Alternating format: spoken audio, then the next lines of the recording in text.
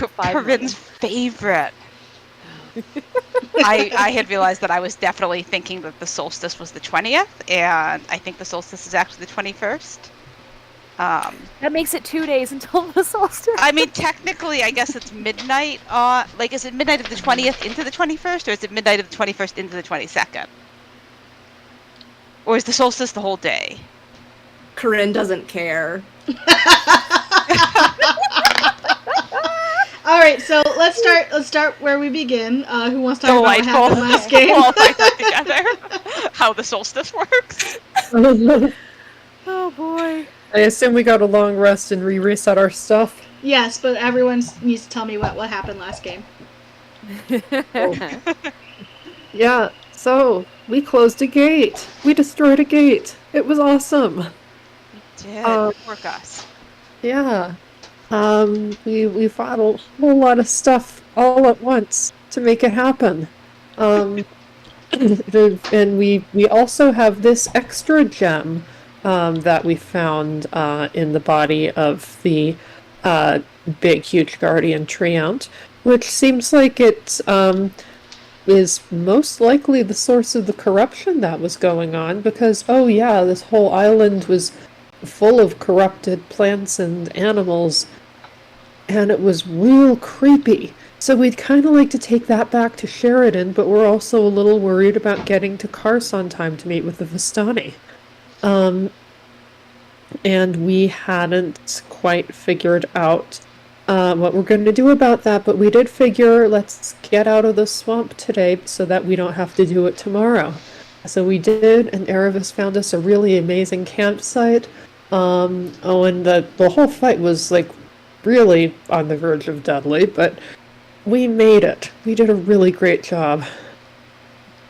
And we had some exchanges of letters with folks in Waterdeep. And Corinne and Grimm, we got to help each other get through this. And Erebus and Eliana theorized a little bit about what's the deal with this extra gem. So, yeah. It was a really eventful session, but it was eventful more in the way of fighting than in the way of other types of intrigue events.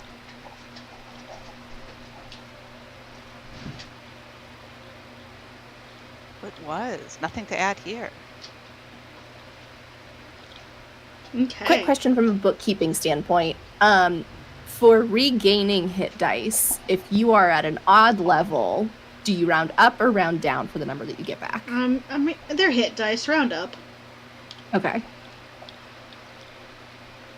So 6. Oh, that's right. I should regain some too.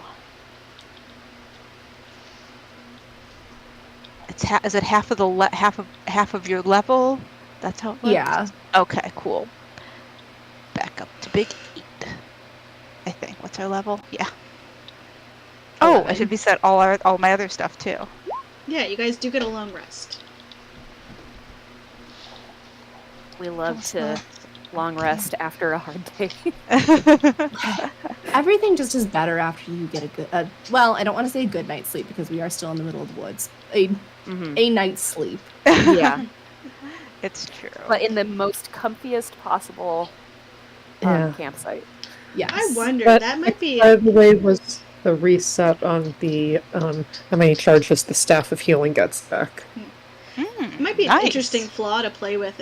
It maybe in a different campaign, but like your flaw is that you can only get a full rest if you're in a city or in a bed. I've heard of some rule some sets of the that gritty do that. realism approaches taking that, and I was like thinking about it as like a character trait instead of a thing that everyone is inflicted, but like I think Corinne would like that character. Well, like not like having a weakness, obviously, but like no. But would it would understand. Fit. Yeah, it would fit very well. But I think it's best for everyone. That's not yeah. That one time on the ship was bad enough for everyone involved. Oh no. Oh, Heather, I actually wanted to ask you, because we're having this chat over in the Crossroads about being players and being GMs. Back when Elray got kidnapped, did we get the whole Baldur's Gate storyline because we just completely ignored it and didn't follow him immediately? We don't know. Oh no. So to peek behind the curtain, I don't plan a whole you guys get a lot of very interesting facades and set pieces, and I only really dig into the planning when it it's clear you guys are going in a direction. Ooh, I love that. Yeah, you don't want to spend a lot of time planning Baldur's Gate for us to never go there. Yeah, there's there was stuff in Baldur's Gate, and if there were hooks. There were baited hooks in Baldur's Gate, and if you guys were like, oh, we definitely want to check out what's going on over here, then I'd be like, alright, and let me just quickly build the, cartoon style, quickly build the building behind that particular facade. Yeah. But I'm very much a build-it-as-I-go type of person, versus I have an entire campaign, and I'm like, ugh, why didn't you ask this very specific NPC this very specific question? Now you're never going to level again. So I'm not saying hasn't happened to me, but anyway. No, that's cool. I was wondering how much of the immediate aftermath of the party had factored into that, and now I know, so that's cool. Yeah, no, a lot of, since you guys didn't show a lot of interest in exploring Baldur's Gate, I didn't put a lot there. There were, things for you to chase if you were so inclined, the whole, yes, Alina has a literal, fucking secret passage, or was it Alina or Bones, I can't remember even which one at this point, has a secret passage into the city from their room. There was something to chase there, but I didn't, fully flesh it out. There was a skeleton that if you guys wanted to go check it out, then there was stuff to do. But, no. Cool. It's not my style. Also creepy. Plus, I tend to find that if you build the story too far in advance, then you're not flexible enough to... Mm-hmm. It comes with downsides. Sometimes I've been it's 9, and I'm like, okay, and that's where we're gonna call it for tonight, 'cause I've literally run out of road. But, I don't know, pluses and minuses. But also, you never know what your players are gonna do.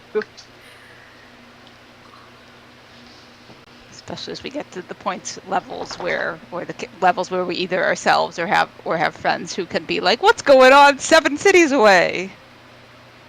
There's next level of teleportation circle. Predictability declines quickly. I am just going to keep on moving on with that. I feel like if you listen, especially in a group like this, it's really easy to predict where players are gonna go. I'm not the memes are fun, yes, but y'all have been talking about going to Tikal for fucking forever. If I didn't assume that at some point that you guys were going to Tikal, then that would be dumb of me. Yeah. The paying attention works both ways. Y'all have done a pretty good job of we want to go to Tikal. Oh my gosh, what if we see this? All right. I know you guys are going to Tikal eventually. Yay! Excellent. I'm running into that in another group where the DM's like, we don't know. I don't know where you're gonna go next. I'm like, dude, the fuck you mean? This place that we've not stopped talking about for 3 months. Have one of the NPCs ask my character, she knows.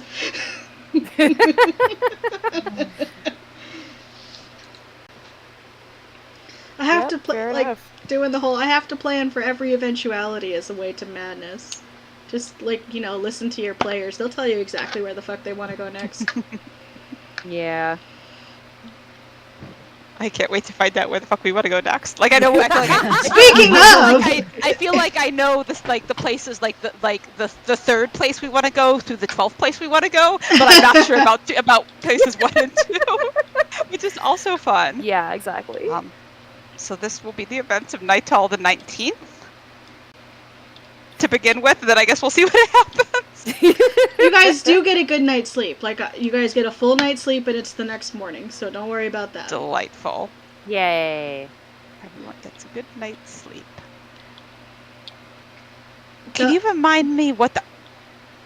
Because I was thinking swamp, and I was catching myself thinking warm, but it's cold, right? It's like it's cold and swamp. We're out of the swamp now. You guys were in a swamp. It was an unnatural swamp due to the corruption of the shrine. Mm-hmm. Question mark. Mm-hmm. However, you are currently out of the swamp and back to normal forest. And as you wake up, you guys notice that it's not just frosty. There is snow on the ground. Like, you guys have a ranger with you. You guys are experienced adventurers. I'm not going to be like, ha ha ha, roll me your cold weather camping survival checks. That's a different game. As much as I love the thought of a gritty realism campaign, I feel like I'm more in love with the idea of playing in a gritty realism campaign than running one. So maybe I'll run that someday and you can play in it, but not today. Eliana traces her finger through the snow on the ground, and then she blows on it because that's cold. She just did that with her bear hound. Grim would be up making breakfast and is bundled in every layer they have, which is not many layers, but they're wrapped up.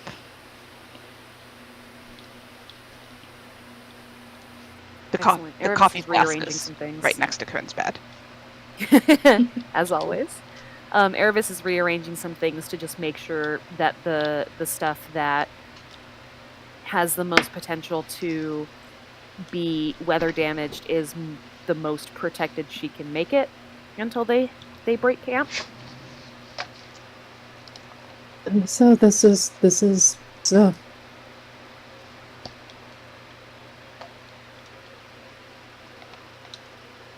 Yes?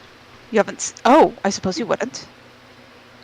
No, there were a few flakes when we went to the school, but this is the first time I've seen like this much snow on the ground. In a corner of the campsite, Corinne is trying to teach Bosun to make snow angels. Bosun is super into it. Is there enough snow? How much snow is, like, are we talking like a trace, or are we talking like an inch? We're talking like maybe like half an inch, like that November, like, oh shit, it's winter now, type of snow. That first November snowstorm that fucks up traffic because no one remembers how to do this anymore. Mm-hmm. Grim is going to sort of like pause in their cooking and reach down to also touch the snow. And like scoop up a handful and just test it. Is this good packing snow, or is this not good packing snow? Oh no. I'd say it's good packing snow. It's pretty wet. Delightful. I would like to sneakily make a snowball. Sleight of hand? Cool. Oh. 10. You are not sneaky. Cool, I'm gonna chuck it at Corinne. I just want to verify, because before we roll initiative, you are chucking a snowball at a sleeping Corinne before she's had coffee. Oh, no, I she's thought awake. she was Okay. up. She's awake. Before Yeah, coffee, she's though. before coffee. Well, there's the flask is next to her. She hasn't fully Okay. consumed, but like I wanted to make sure she's I awake. had the full context, because... And I was assuming that she was out of the bedroll. Is that the case, or is she still in the bedroll and teaching Wilson to make snow angels? I think she's on top of it. Okay, carry on. Okay. Fair game.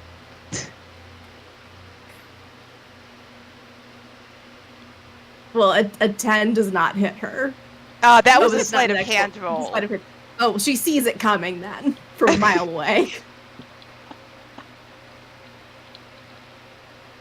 And just kind of like scoots a little bit to the side and just like sails over her shoulder. They make one finger gun and then return to making breakfast. Corinne now starts making a snowball. Yes, good. Not trying to hide it at all. And then chucks it at Grim.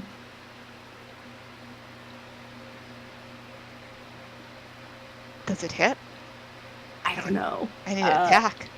This would be an unarmed strike, right? Sort of.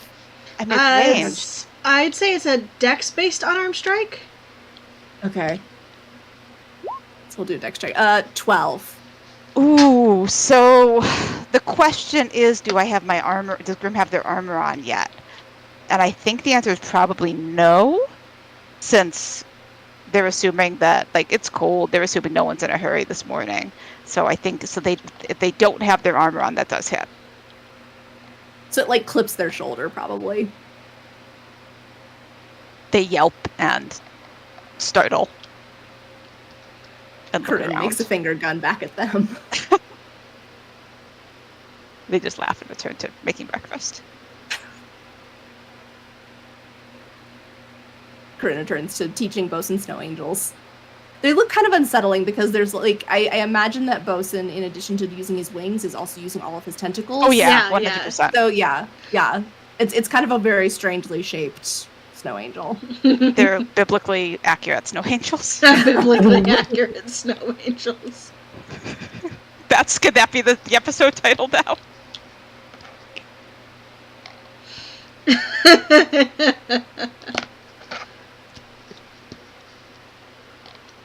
Oleana will also make a snow angel.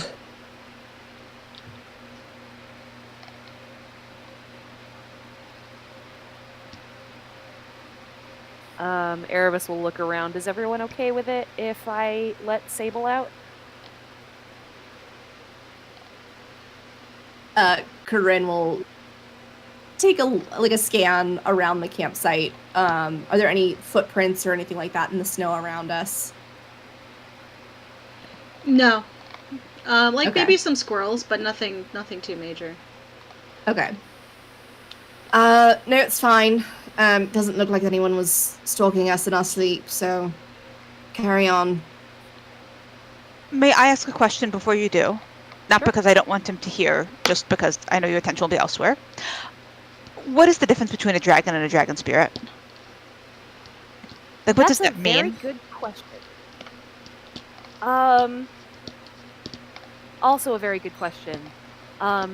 That is something that I don't quite know, but I'm hoping to find out. And when I do, I will share the answer. All right. Very good. I return to cooking. I think it's that dragon spirits don't go into gems like that. That's my best guess.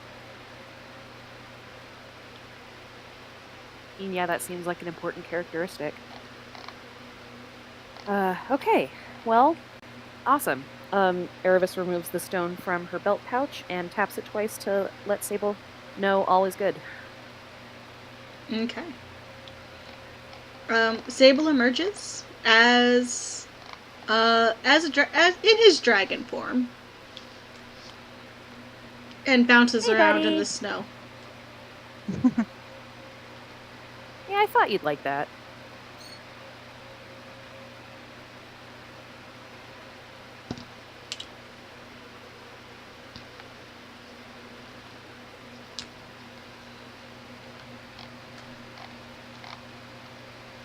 You happy to be outside in the snow? You get a goofy face. Erebus is pleased. Go ahead, Rebecca.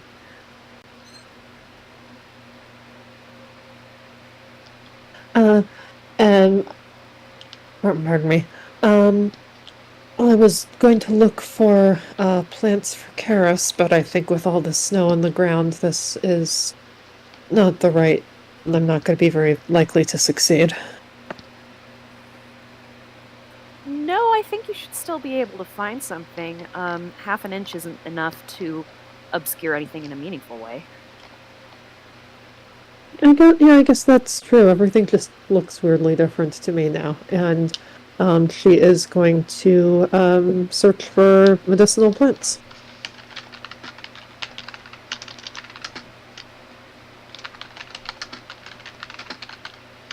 What do I roll for that?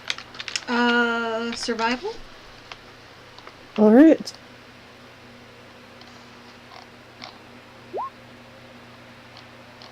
Uh, 15. Okay.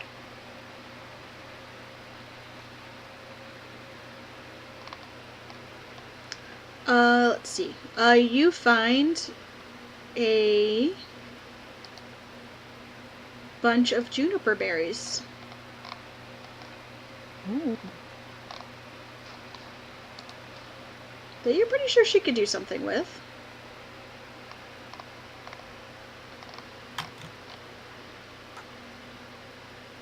These will be good. She says as she packs them away in the bag of holding. You also find a rose bush covered in rose hips, which also you know to be medicinal in nature.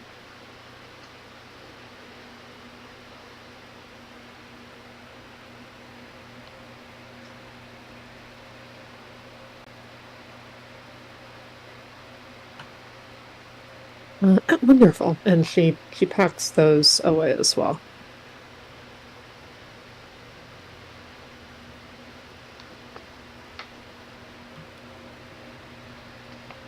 Then we'll hand out breakfast.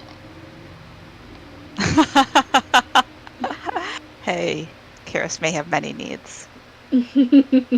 No judgment. Yeah.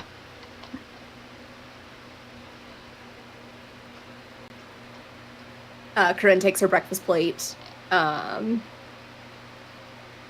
with her coffee flask, and just like starts mainlining from the flask. It's very cold. The coffee? No, God's no, the coffee's fine. Just outside. You know, snow. Yes, what with winter and all.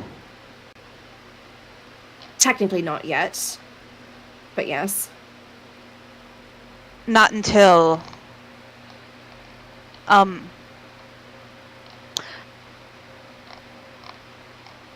suppose we covered this last night, but it didn't quite sink in because it had been a very hard day. I was going to say not until tomorrow, but really not until the day after tomorrow, I suppose. Like looking a little bit hangdog. Yeah.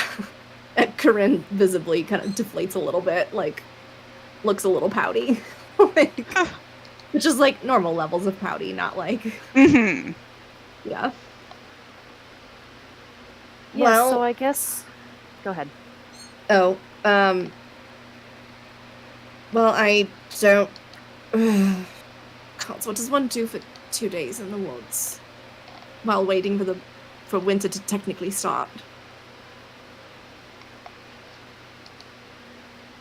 I mean, we could. I think we have enough time to go to the grandfather tree and back, and be back by tomorrow night if that's the timeline that we're looking at. Time is very strange over there too. It's true. For all we know, it could be yesterday still. Oh God, I can't think about. No, my head hurts. No. It was visibly thinking about saying something and thinking just as visibly realizing that it's not a good idea. Erebus also had her mouth open to potentially speculate an explanation and then quickly shut it again. Well, do we have a reason to return, or do we have information to communicate? Those may be two different things. I mostly want to know about the gem that we found.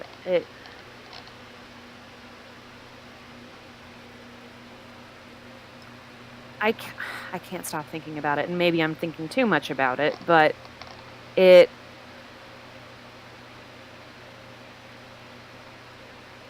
don't think it just appeared there one day. I don't think that that's how this works, but I think it was the source of the corruption, and the fact that it was in front of a gate makes me concerned, and I just feel like Sheridan and Ketsia are the ones who are the most likely to know something about it, but I don't know.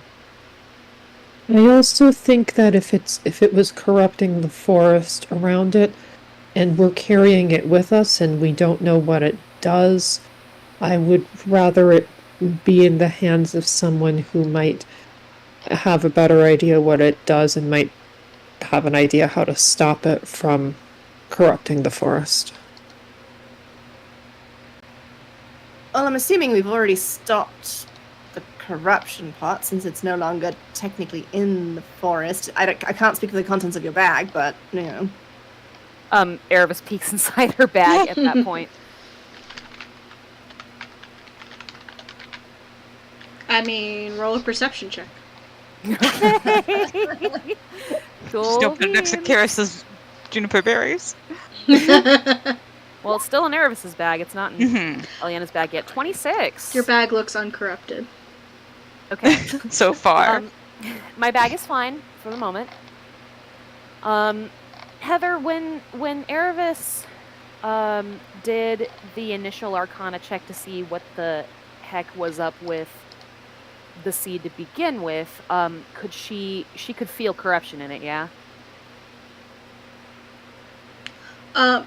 Sorry, I missed what was the question again? When Erebus did the initial Arcana nature whatever check to discern what the gem was. Oh yeah, it reeked of was necrotic energy. Yeah. Okay, so then she'll say, yeah, well, my bag looks fine for now, but when I was holding it yesterday, it reeked of necrotic energy, and I don't think that's just gonna go away over time if we cross our fingers. No, you'll hate this idea. Never mind. What's the idea? I was going to say you could just throw it back into the swamp. I mean, let it be corrupted. There might be downsides, I suppose. Or you could carry it around very close to your person. They take a bite of scrambled eggs. Yeah, it's not a goal to just carry it around indefinitely. I was mostly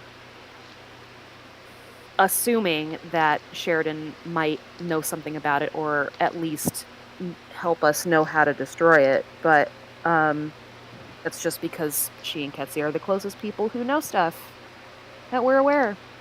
So you could ask them from here. That's true. I was going to say, would you like to write your question in 25 words? Sure, I'll do that. And do you have a pen that's not psychically connected to another pen? I think that'd be fun, though. Do that. Do that. I want to see. And Corinne will go up to Erebus. Do you have a notebook? I can find one if you don't. I have a notebook. Erebus opens her notebook and takes out the pen and is like,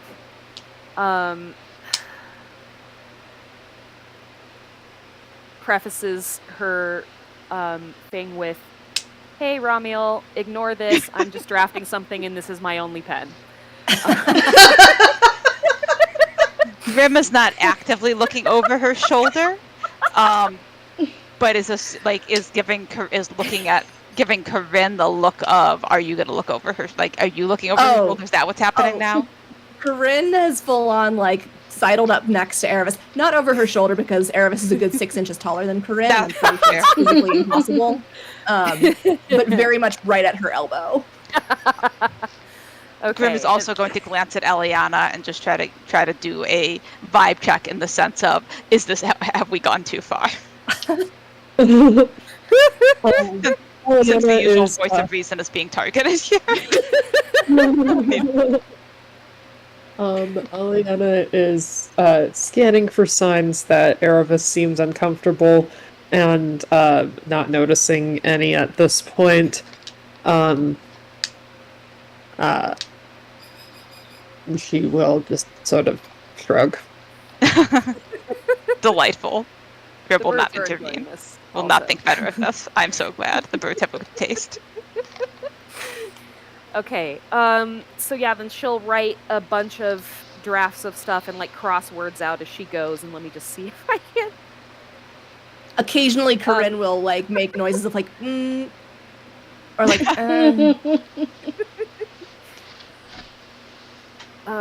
Okay, so then I guess what we're going to come up with, in the end is, I'll type it. Hi, Sheridan. This is, the group that came to visit the other day. As soon as she says that, Corinne's like, too many words. Okay. Crosses out that came to visit the other day. This is the people from before. You know that they're not going to introduce themselves, right? She knows our names. Okay. Right? Grim shrugs. They're not sure. I think she just specifically asked if you had an adventuring name.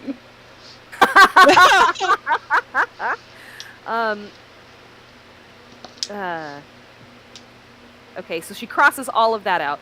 Hi, Sheridan.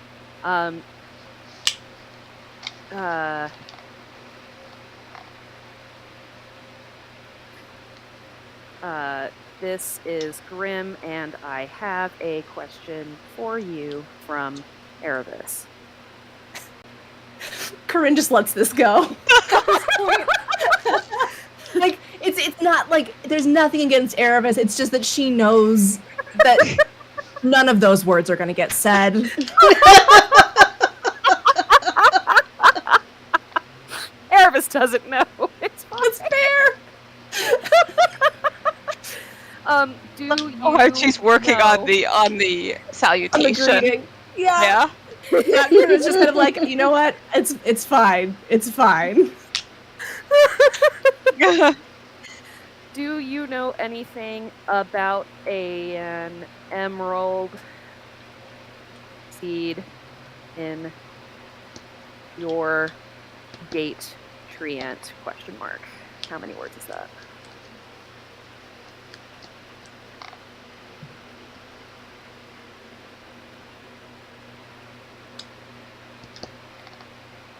All right, and then that's 26, so I'm going to take one of them out. I was going to say, as this sort of process goes on, I'll sort of aloud, but addressing no one in particular, it's not as easy as it looks, is it? Oh, it's really not. Oh, no, I hate this. Okay, all right, final messages. Hi, Sheridan, this is Grim, and I have a question from Erebus. Do you know anything about an emerald seed in your gate treant? Question mark. And it's in the chat. Delightful. And then Erebus hands the notebook to Grim to read. Grim takes the notebook and is not looking at the sending. Is looking. This is Erebus's notebook, right? Like this is the okay. Is takes it and looks at it, and then looks at Erebus. You realize what you're handing me, yeah? Yes, correct. She takes it back and rips out the appropriate part and then hands that to... Grim looks visibly relieved. At least I didn't hand you the part that had the page that was open to the dick. They make a page flipping motion. No, I'm not doing that right now. All right. Sheridan, really? Are you sure? I mean, if you don't want to ask her, you can cross it out and replace it with Ketsia. I don't care. I need to insight check whether she cares. Please. 14. Not great. Okay.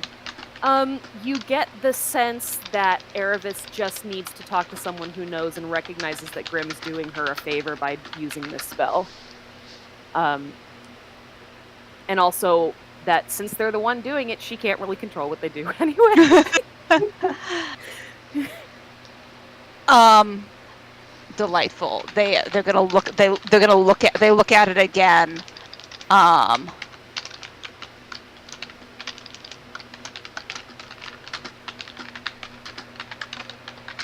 And like they're thinking about it.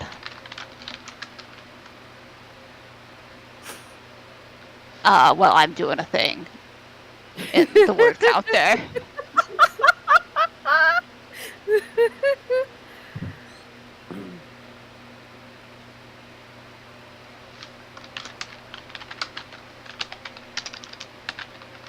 If they make any sort of look at Corinne during this process, she just kind of shrugs. They do not. But they do not look at Corinne or anyone else at this point in time, for better or worse. And Grim will cast Sending to Ketsia.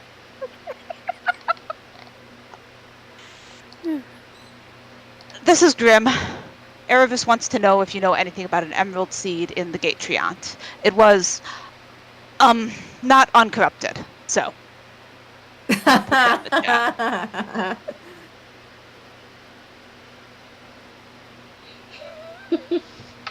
And then they're gonna look at Erebus and just raise an eyebrow. like it is the like it's not approval seeking, but it's not like at confrontational. It's not like my sending was better than your sending. It's like the like it's like half there it is, but also half like if I fucked it up, I can do it again better. Did Grim say those words out loud? Yes. Okay, Erebus gives them a thumbs up. Delightful.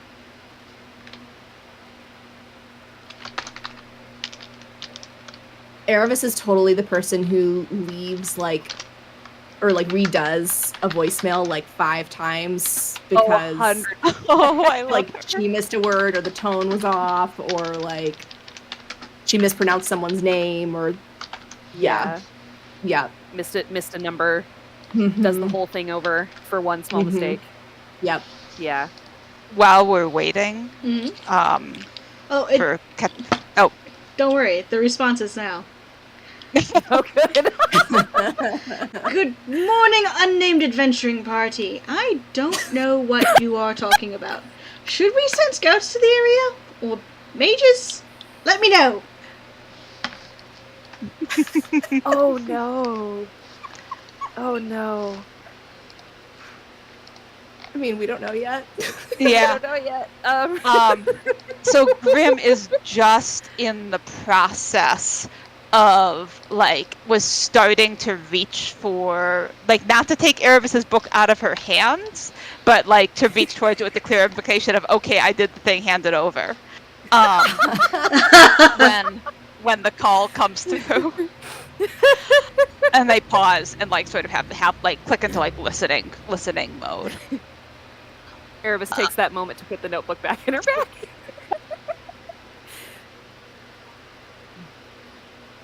He doesn't know what we're talking about. Oh. That's a He's bad offering sign. To send people.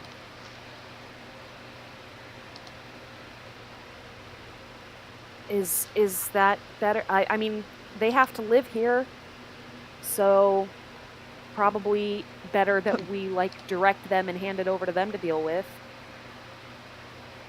I don't know.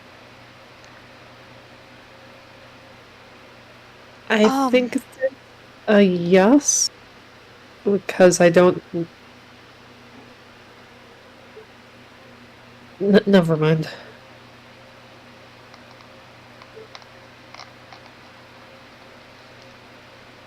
You think that yes because I'm sorry? No,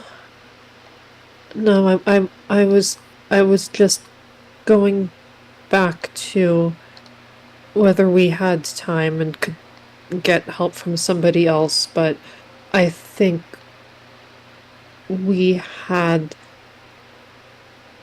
not come to a decision about that yet, and I am feeling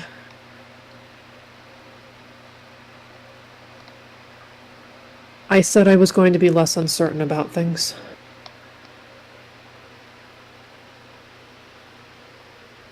Right, so they're going to be able to move faster here than we will to go there and back. So I'm going to say yes, they should send people, someone who knows something about weird, spooky, icky, magic gemstones, I suppose. Yes, I think I agree with that. That does make a lot of sense, yes.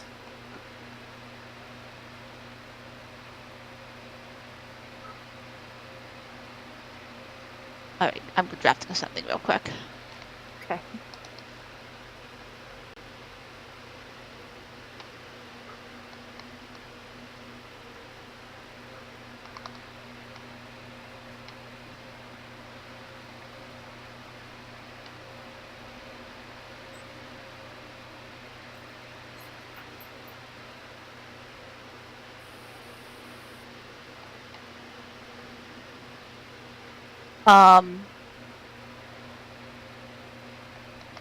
Grim will cast Sending again to Ketsia. Probably yes. If you can have someone walk through the trees, we'll be here for at least an hour, probably.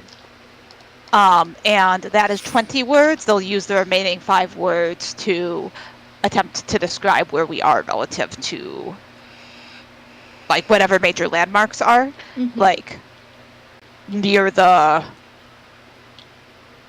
crypt or 2 miles south of the swamp or something. Just something like that to sort of ballpark where exactly we are.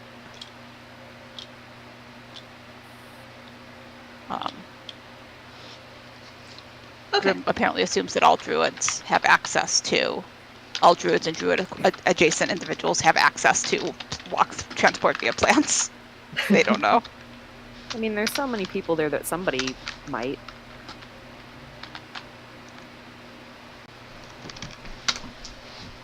Give me a moment. Let me look at the wizard spell list. Sure.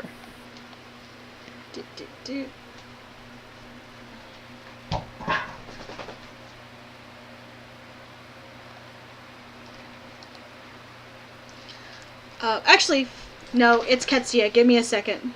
I gotta check one more thing before I do that.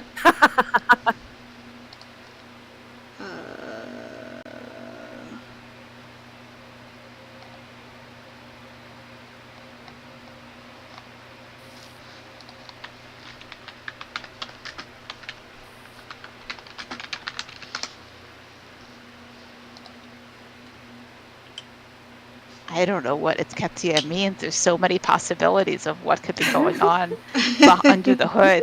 I'm very excited. All of a sudden behind us. It depends on which kind of wizard. A level of this, a level of that. Who's diddling in the library now?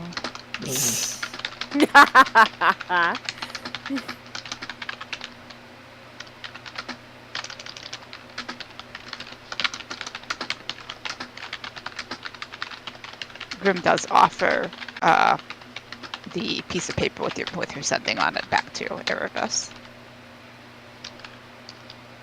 She puts it in her bag and then kind of feels bad about hiding the notebook away. Do you really want to see it?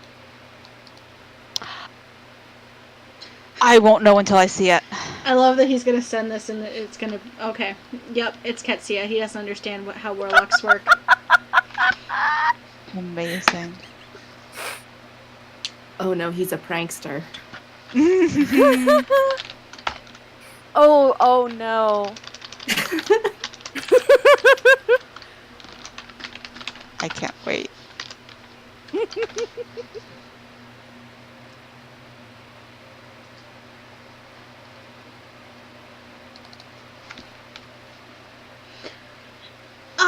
appreciate your attempt to be helpful. Would you mind if I scryed on you?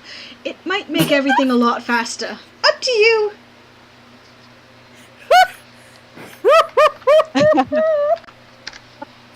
That's real funny because Grim almost suggested that. And then the only reason they didn't was because they had those words left over. So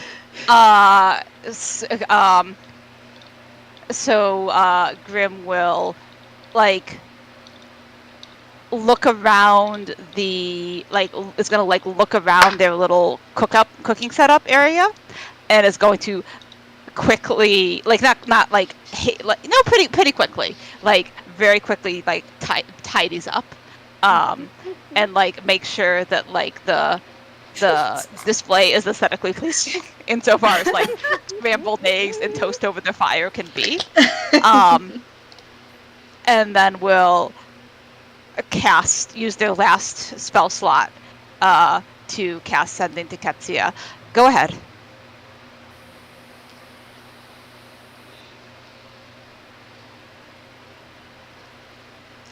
All right. That's all. Just go ahead. He's gonna roll. I don't know why I bother. He's a 20th level wizard, but sure. And if they can not resist, they would willingly fail to save. Although I don't know if that applies to Scry. I genuinely don't know. But anyways, usually if you're willingly failing something, you can see it happening. But they know what's happening.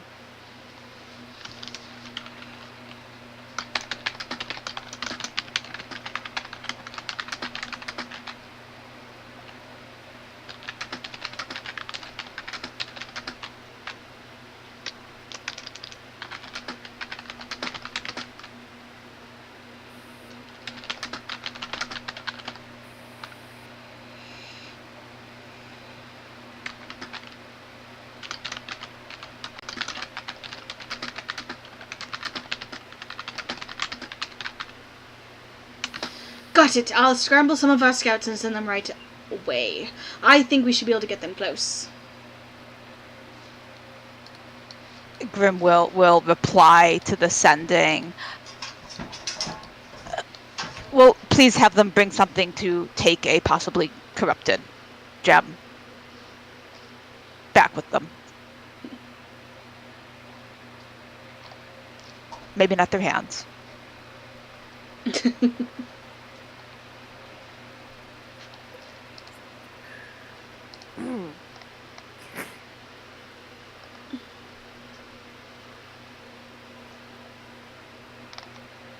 Okay. And we'll communicate to the group.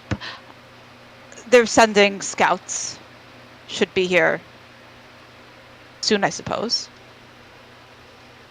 But they're not going to dish out any more scrambled eggs and toast, until what is it, 10 minutes? Mm-hmm.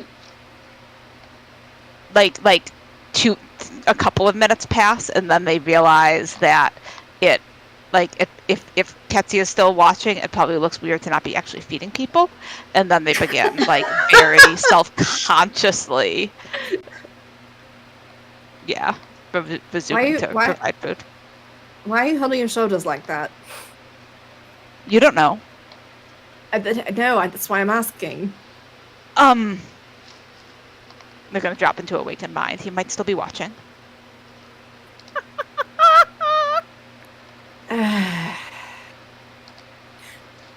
Takes the plate. Did you want? I believe Erebus was going to show us something. Fine.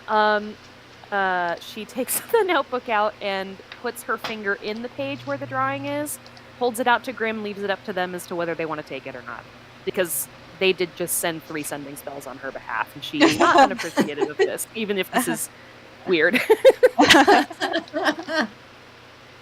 I'm cooking, I believe. Corin's already seen it. Oh, I missed that. Oh, we talking about the dick? Yes. Oh. I certainly hope it wasn't Ramiel's.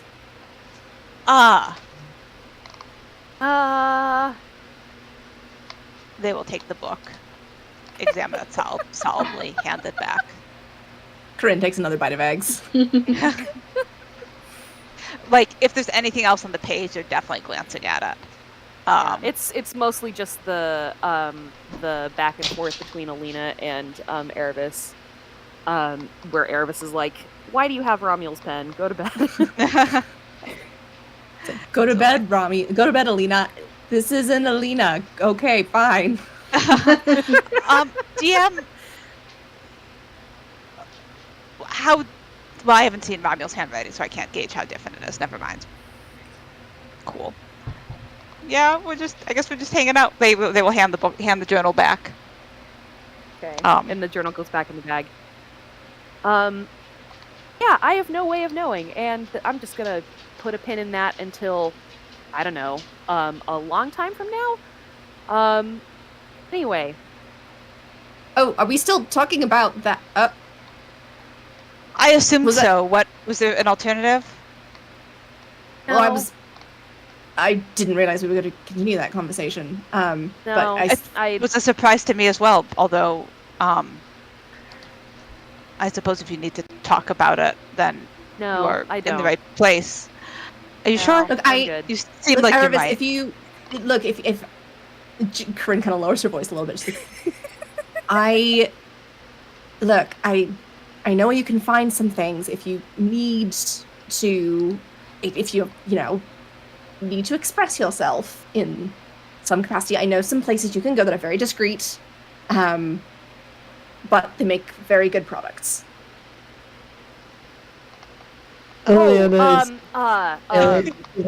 Confused.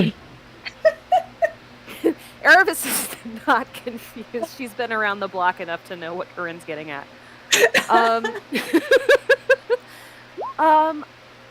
I appreciate that.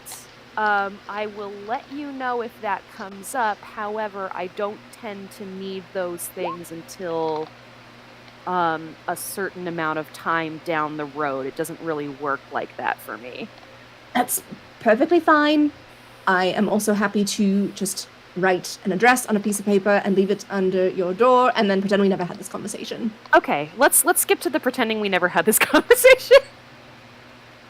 Well, I'd have to write the note first, but all right. I apologize for ever saying anything ever. But like, she's not embarrassed about it. She's kind of flailing just because she has literally but she hasn't had this kind of conversation with anybody in a really long time. She and Ezrin were very informally together for many, many, many years, and it was in a way that everybody knew about it because they were childhood buddies and had known each other so long, so they were like, yeah, this just makes sense. But she's never been in a situation where she's trying to put out feelers with someone she doesn't know very well. And this is going into places where she's like, this is weird. Why am I talking about this? Why am I thinking about this? Oh, understandable. Yeah. So that's the general vibe you're getting. She's not conscious about it, but she's just kind of like, why am I having this conversation? Why do I want to have this conversation? Yeah. It's weird. Yeah. Meanwhile, Corinne, who was the queen of the one night stand until very recently.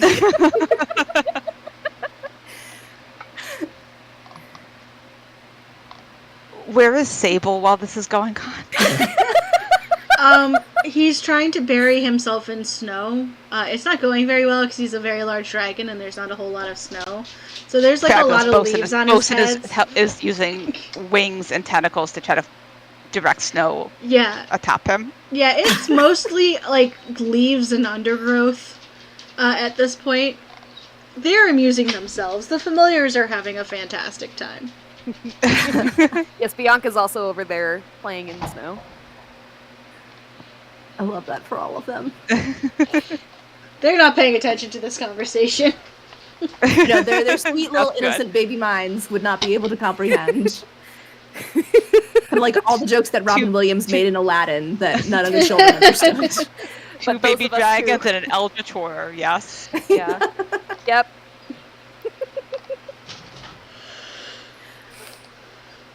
Yeah, fun times. Also, Erebus has no idea that we're potentially still being scrapped.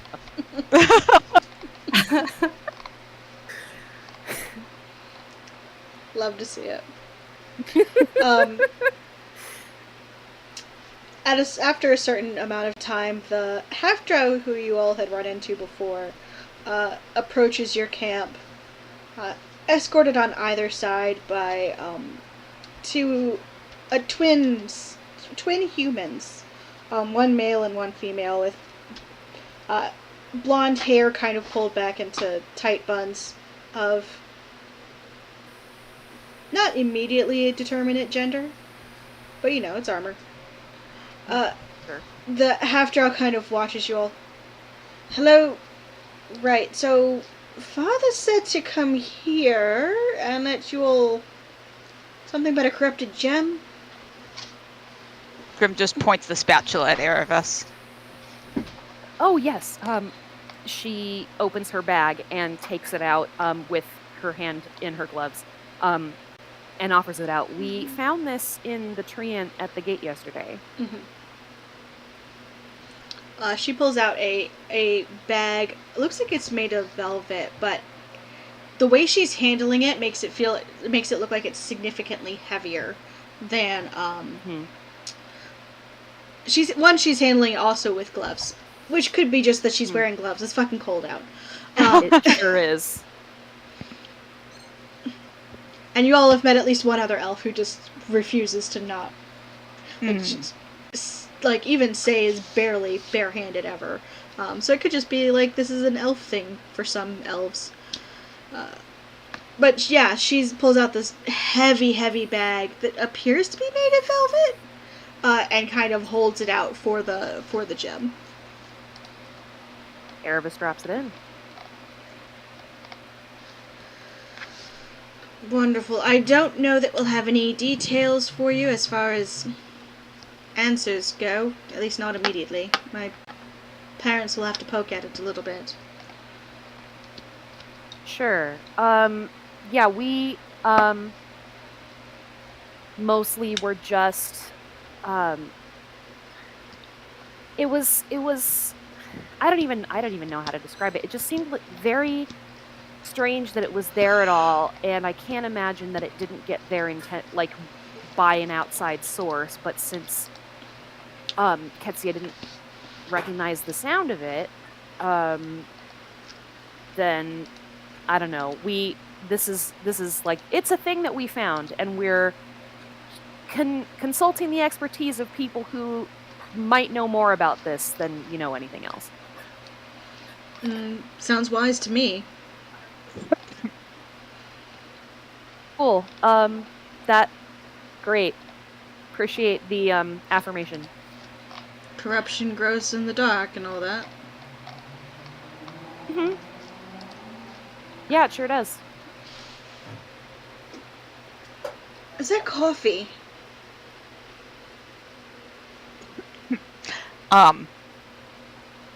Does anyone else here drink?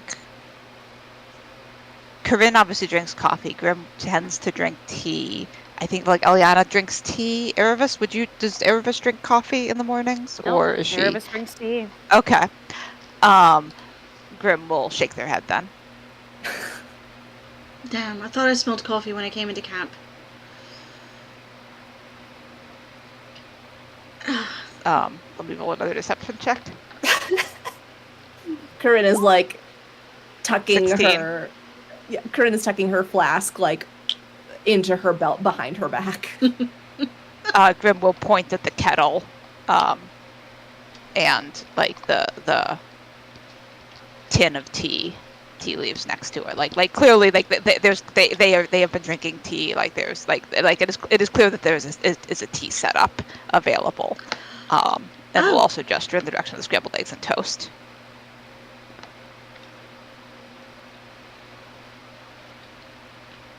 Oh, that's fine then. I just don't get coffee a lot. It can be hard to get nice things out here in the woods. Anyway, right, I'll take this back home. and she'll give you a wave and kind of march out of the camp. Good luck. It was definitely the voice of a kid, like, you know those kids that don't get to eat. They only eat like wheatgrass and like they never get sugar. Like she like got hint of processed candy bar and went what? Oh, now I feel bad. Grim doesn't. Grim doesn't. It's okay. She's a grown-ass adult. She's probably older than most of you. She can find coffee if she needs to.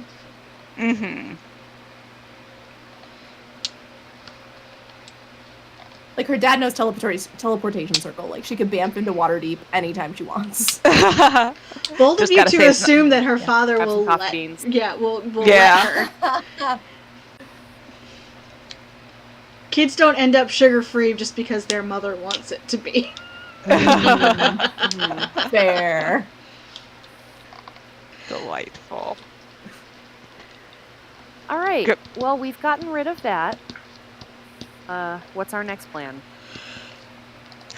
To relax for an hour while I recover from the effort of speaking to a relative stranger. I appreciate you very much. I know.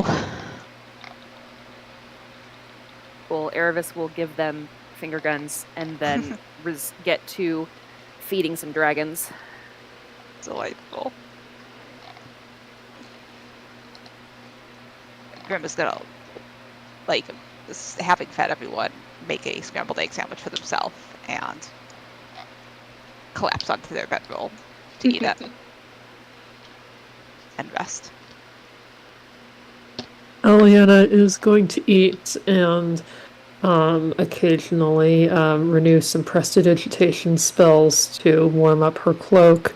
And I'm going to double check how many prestidigitation efforts one can have going at the same time. Looks like it's 3. So she will offer warming effects to other people.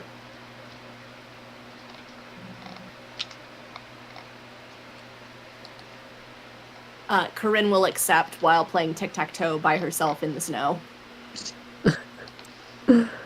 Eliana will provide. And then take a look at the board. Do you want an opponent? How do you feel about dots? Dots and boxes. Do you know that one? Yeah.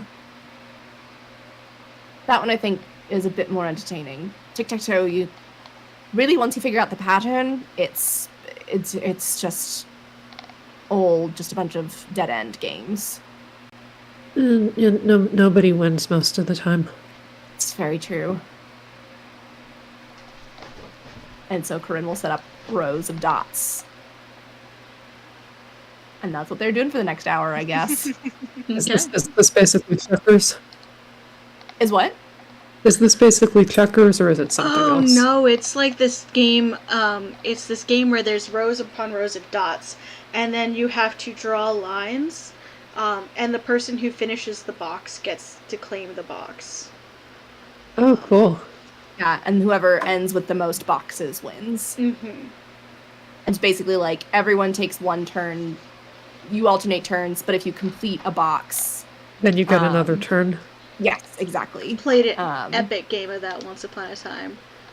I haven't played this game. I used to play in high school all the time. Played it in middle school when our school was under lockdown, and we straight up covered the entire whiteboard with dots, and then me and a friend played, and our science teacher looked at it and went, "Is this hacking?" And we're like, "Yes." Yes.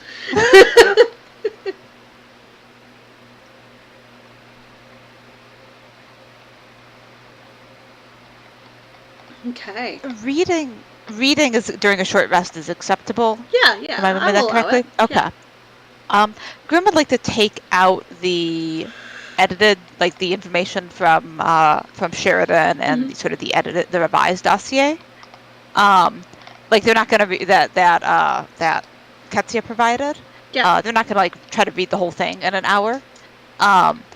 But they do want to look to see if there's anything about how how any of the other gates could be closed permanently, specifically the shadows. I don't know if that's something that these two would have known, so I don't know if it's in there, but they're looking to see if it is. One moment while I open up my notes. Delightful.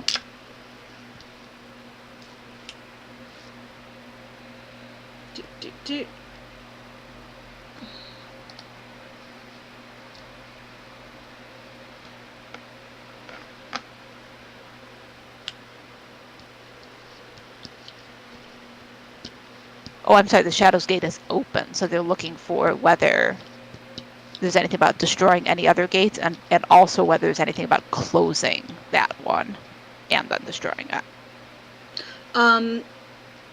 For the Shadow, it requires a passcode.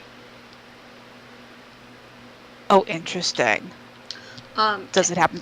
Go ahead. It is. In Abyssal is written a phrase, does anyone speak Abyssal? Let's...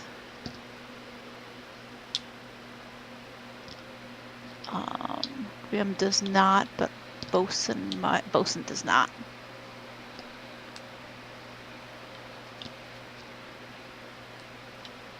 Does anyone else that Grim would be aware of? I know we have Infernal, but that's different. Okay. Eliana carries comprehend languages. Ooh. Oh, interesting. So there's the pass. Does it look like the passcode itself is written down? Yeah, it's written in, but it's written in Abyssal. Okay. Okay. And that would be to close the gate. Yeah, to destroy the gate. Okay. Okay, cool. He gave you some information. Yeah. Oh, that's It's almost like he is also an adventurer who has dealt in the past with clues that were not so great. Yeah. When he had information, he just fucking gave it to you. Yeah. Wow. That's fun. Okay. Cool. We're nowhere near that gate right now, so Grim isn't going to delve too far into, isn't going to ask for casting comprehension languages right now, because it doesn't matter right at the second. But if anyone is watching, there was a moment where Grim looks visibly relieved. And then just continues reading for the rest of the hour. Okay. Are you looking for anything specific? Is there information about how other gates can be destroyed? It appears to be each person chose a way in order for their gate to be destroyed. Okay. And does Ketsia able to document any or all of the others, or some are a lot less specific than others. Okay. How many of the 12 were? Do we have documentation for? So you have Ketsia's, in which case a very specific spell scroll has to be read. Okay. And then it notes found, then read. Okay.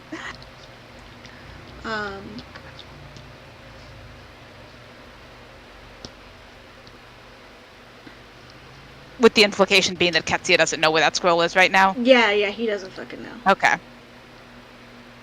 Let's see here. Let's see, Sheridan's.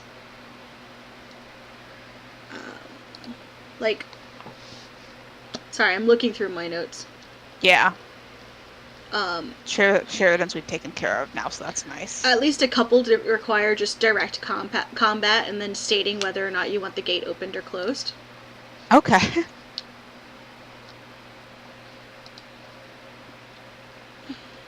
Much like with Sheridan's, like the direct combat with the Guardian. Yeah.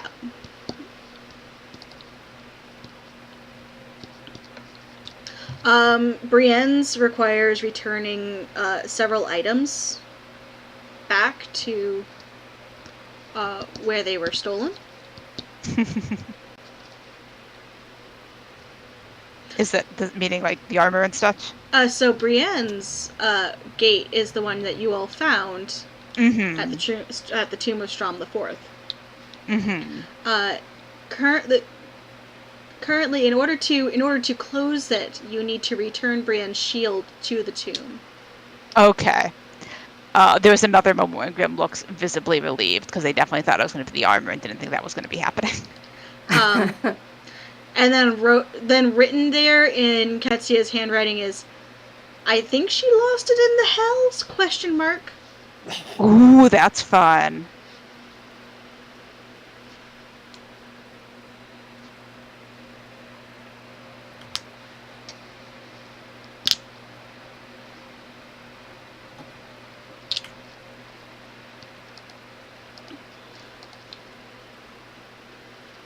That's fun. So some of them are noted, okay. Some of them are a little more vague. Okay, so that's a pretty good start, though. Yeah. I think we'll just say aloud towards the end of the hour. Well, that's all right. That's very helpful. What is? This information that we were given. There was rather more here than I thought there would be about how to just render some of these gates inactive. Oh, good. Well, one would hope so. You're talking to the people who put them up in the first place. One would hope so, but one never knows how much they really had to do with each other's, other than the ones that we were aware of. So it's a bit more than that. Well, that's a relief. 400 years is a long time, and a lot of information can get lost in that period. Grim nods. When we return to Waterdeep, I would like to visit the Shadows Gate again. To take care of that one.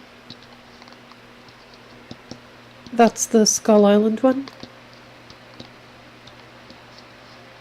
I think that's correct, Heather, right? Skull Island's not Hawkwinters? Yep.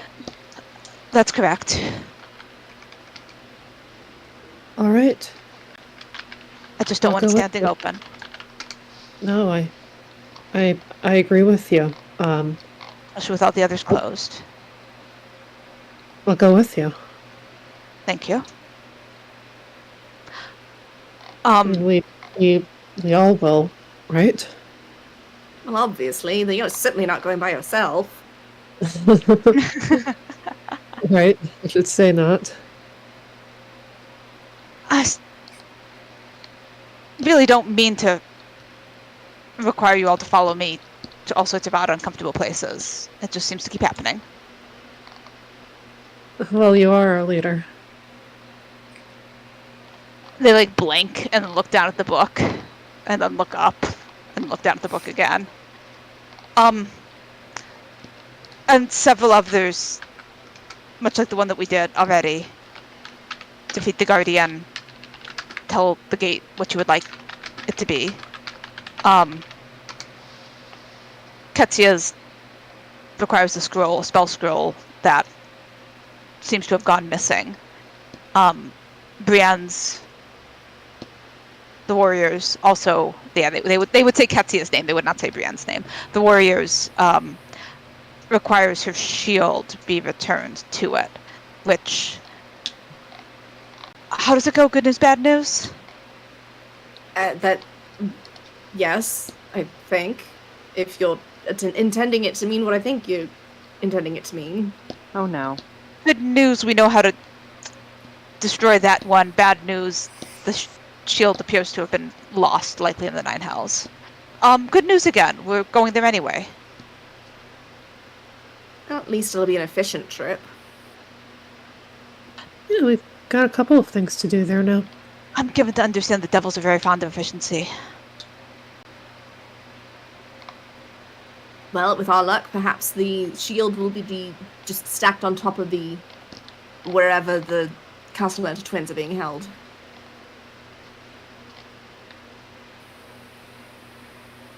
Here is a pile of things that I have taken from the material plane. Well, either my way, treasures.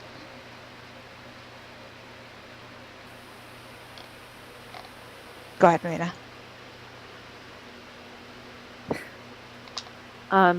Either way, it seems like all of these places we're going are pertinent to our interests.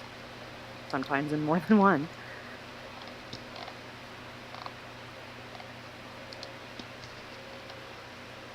So that's the day after tomorrow, and days subsequent. Has anyone thought of what you would like to do in the meantime, or shall we just relax? Return to Kars and then relax. Or something else? I would like to discern if we can expect it to snow a lot like this over the course of the day, or if it's going to get better or worse. Mm-hmm. Okay. Feature check? Sure. Alright.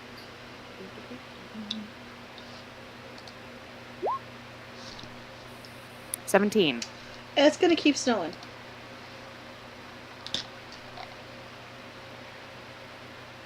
Pretty reliably snowing. Okay. Well, unless I'm very far off, I think it will continue to snow throughout the day. So we should probably look for somewhere with a little bit more cover.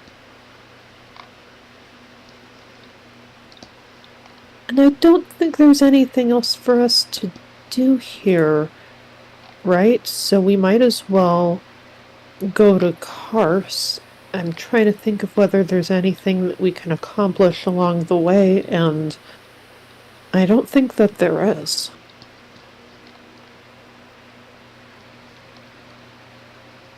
There was the Yeti that we didn't know about until very recently, but that's beyond, so I think cutting it too close.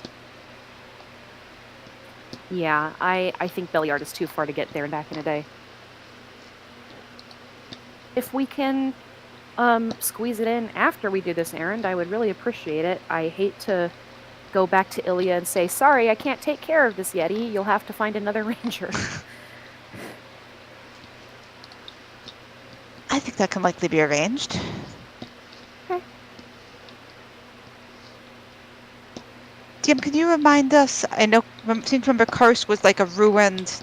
There were like ruins there. Was it? Yeah, it's was ruins. there like a good candidate that we saw for like a more protected area? Yeah, it's got bits of building that you could probably build into a more protected area. Okay. And that's assuming that the Vistani haven't arrived yet. Mm-hmm.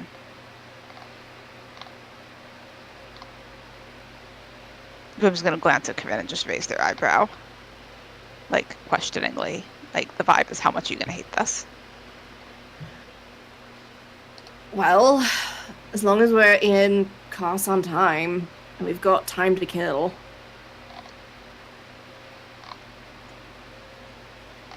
All right. We have been very productive. We really have. It's true, and that does satisfy me quite a bit. I'm glad to hear that. Very good. All right. Shall we pack up then? They say, already beginning to break down the cooking. That sounds good. And Erebus will start to pack up her stuff as well and take down some of the wind-breaking items that she put up the night before. Okay. And same here when it comes to packing. Yep. Delightful. I'm going to step aside just for 2 seconds to let Titus outside, but I'll be back in 3 seconds. Sure.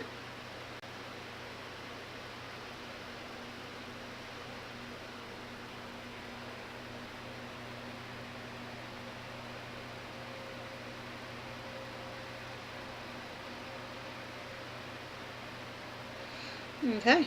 So, camp broken down, heading to Kars.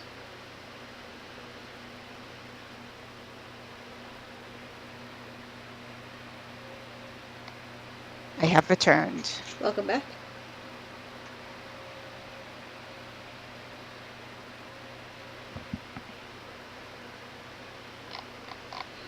trundle up to Kars. Yep, sorry, give me just one. I'm about to sneeze. Oh, Gesundheit. In advance. Yeah, no worries. I'm going to ask Sable to be a tabaxi again for the journey. Okay, Sable Just will because turn. it is now snowing, and I feel like dragging tracks would be super obvious, discernible. yeah.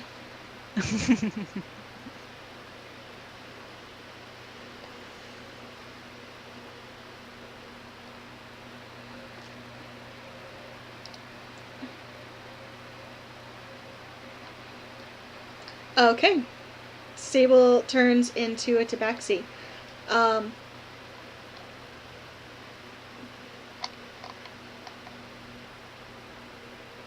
So...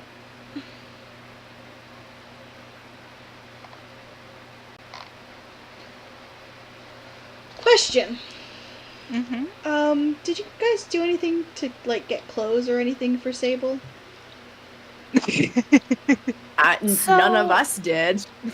Yeah, so the thing about Sable was that he was basically manifesting his own clothes. Okay. However, I think that if Erebus is seeing him cold, she will dig whatever she has in her bag out for him. Okay. Because when he's in tabaxi form, he's kind of wearing like 2 big clothes that he's just manifested for himself. And we're not sure how to teach him how to do different stuff yet. Did he manifest those, though, or did they just shrink into his form when he shifts like a druid? Oh. Erebus doesn't know the answer to that. Okay, yeah. Digging out everything extra in her bag. She's got another pair of boots. And they're just gonna have to do for now. There's always gem mode on the bright side. There is always gem mode. So she's gonna take a moment to talk to him, just like, are you comfortable? Do you need anything else? Would you be more comfortable in here? I don't want you to go in there if you don't want to, but I also don't want you to be cold. He's cold in the same way that little kids get cold. Like, he's not uncomfortable because he's excited to be out. Okay. If that changes, I am ready and attentive to get him into gem mode for a little bit. Okay. But I'm going to keep an eye on him as we go. As this conversation is happening, Grim will drop the haversack to the ground, remove one of the thermal shirts that Erebus got for them, and will just hold it out without comment and without quite looking at her as they're doing it. She smiles and accepts the gesture in the spirit that it was meant and puts it on Sable. And she hopes they're wearing the other one. They have many layers on with their oil skin on top. You don't know what they're wearing underneath. It's true. Sure don't. But she did her part, and she's gonna, and Grimm's the master of their own person. So the only thing she could do was give the advice. Yep. She did that very well. Okay. With your newly warmed tabaxi friend with you, you all tromp towards Kars. Delightful. You actually get pretty close to Kars, and you hear sounds of the celebration. Oh! Like, there is a full-ass party happening. I'm gonna assume all of you can hear that before I do. Checks out.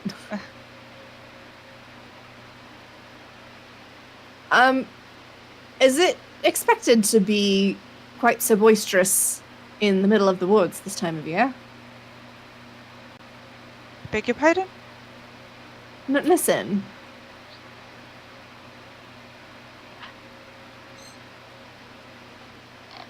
If you're the Vistani, I mean, if they're all here. Yeah, if they're here for the solstice, we might be in luck.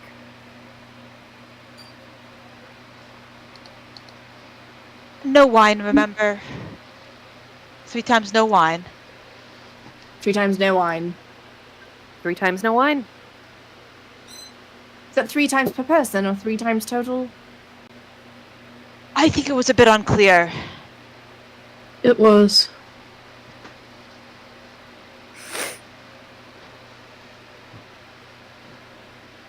Perhaps just one person should be the designated wine speaker. Refuser. I certainly wasn't going to talk to them, so that narrows things down a bit. I can do it. Corinne? Okay, I was going to say, do we nominate you? It's fine. I will bear the horrid weight of having to refuse wine 3 times before accepting. Those of us who don't speak nearly as well as you appreciate your sacrifice. And Erebus glances at Grim and then points at herself. It's probably very sweet. You wouldn't like it anyway.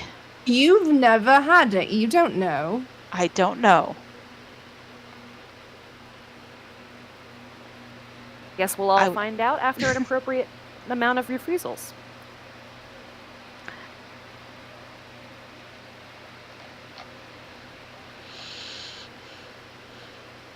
And if all else fails, and it's just individually, everyone has to say no 3 times and then yes, then I suppose I'll just be the first one to drink.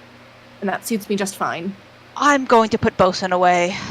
And they snap their fingers so that he can't drink wine prematurely. Oh, that's probably a good plan.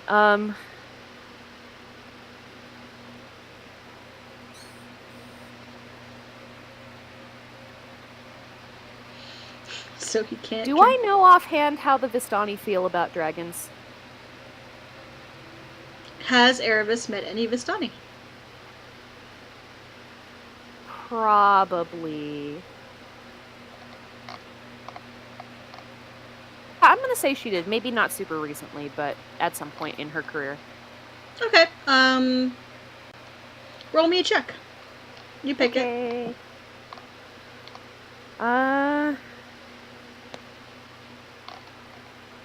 Let's go history. Anything else I have proficiency in makes sense. 23! A crit! Aha! Wow, that's fun. You know, specifically because when the last time you reacted with you were with the Vistani, they adored your little dragon. Your little dragon probably got treated better than you did. Okay. They're not like, they're just like some people are cat people or dog people. It's like if Hannah saw our dogs. Like, we're cool, but like, also, have you met Vax? Sure. Okay, yeah, awesome. So then I have no qualms about bringing either Sable or Bianca into this camp. Okay. Sable still a tabaxi? Sable is still a tabaxi. Okay. But if we approach and see something going on that makes me feel like he could be dragon, then I can let him be dragon. Okay. It's a lot of partying happening. There is a watch. You guys, are you guys just approaching openly, or what you doing? Yeah, I think openly. You know, it's weird if you're like, hey, we're trying to find you, but we're making ourselves harder to find. Like, not great starter vibes. Look, I'm not even gonna joke. I've seen people do that. So, like, yeah, there's a reason I ask. It's a very valid DM question. No, Corinna's smarter than that. Like, I know the way to be the most, but also, yeah, the way to be the most suspicious is to sneak up on someone that you've never met before. I should tell that to say. Anyway,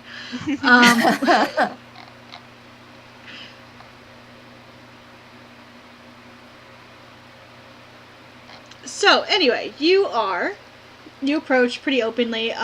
You're spotted by the guards because very clearly you are not trying to hide from the guards.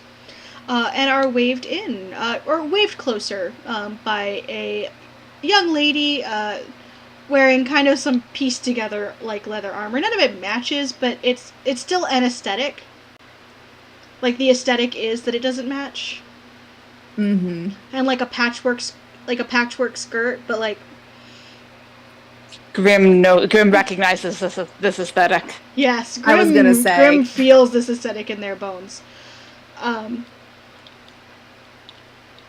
It doesn't match, but it doesn't match on purpose. Yep. There's an air of make it fashion to it as she approaches you all. Hello. Well, I suppose you probably have questions for me first, before I have questions of you.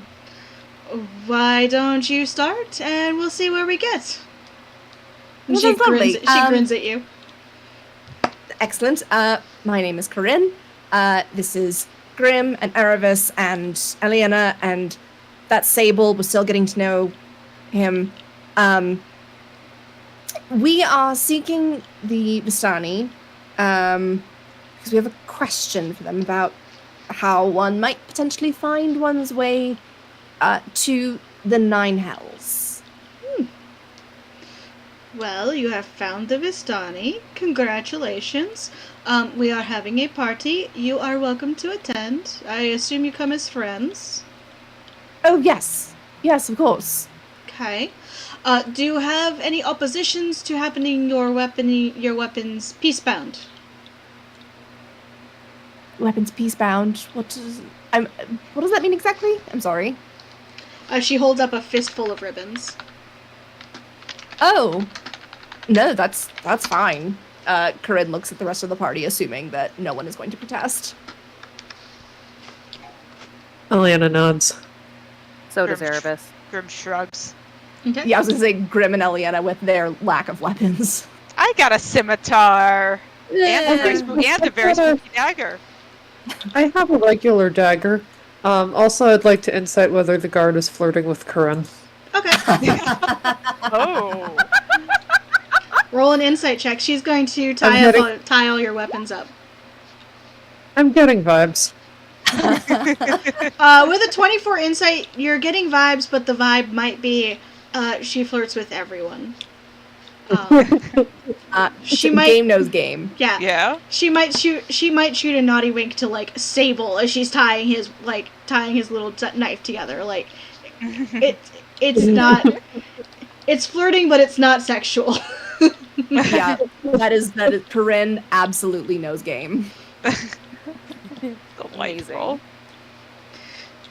Some people just make friends by flirting with everyone and seeing what sticks. Okay, right. Grim does not make eye contact. Everyone is all nicely tied up. But, tied up in a friendly way. Of course. Welcome to the party, and have fun. Thank you so much. What is your name?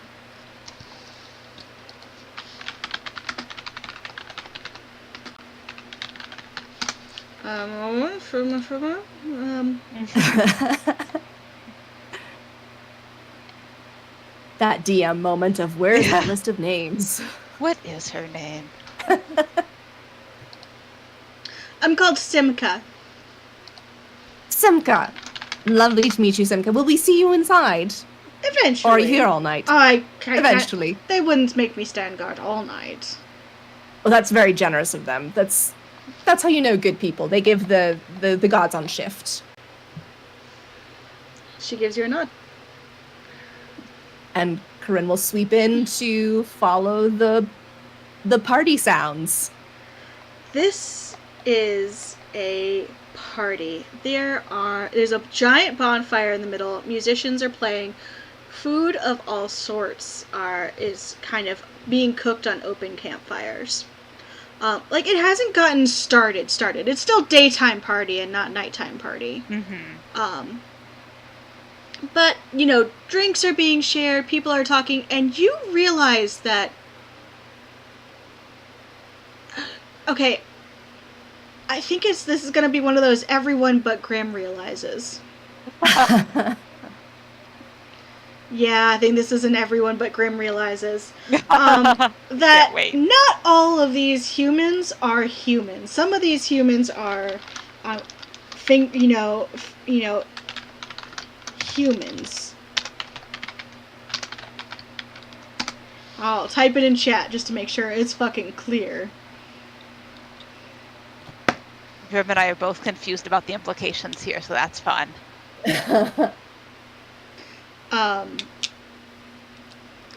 Occasionally Are they humans in the same way that Sable is to Baxi? Yes.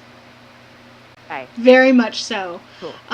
Like there's an occasional glimpse of a leg under some skirts, and it's not a human leg. That's a fawn leg. Occasionally, Oh, that's fun. A little bit of a glamour slips. A too wide smile. This is a mixed group.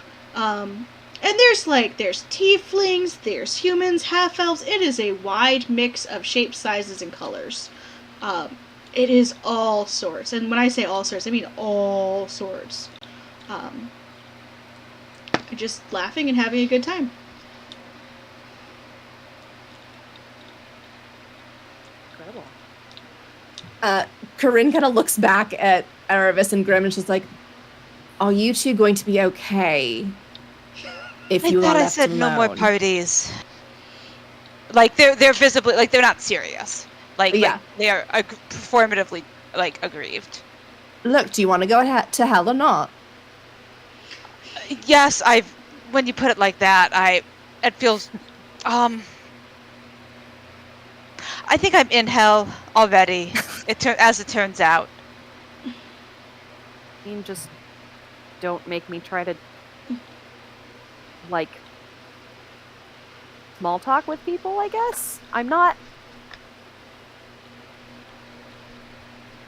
Look, that's the whole thing, though. At a party. Look, I like you both. I'm not going to babysit both of you.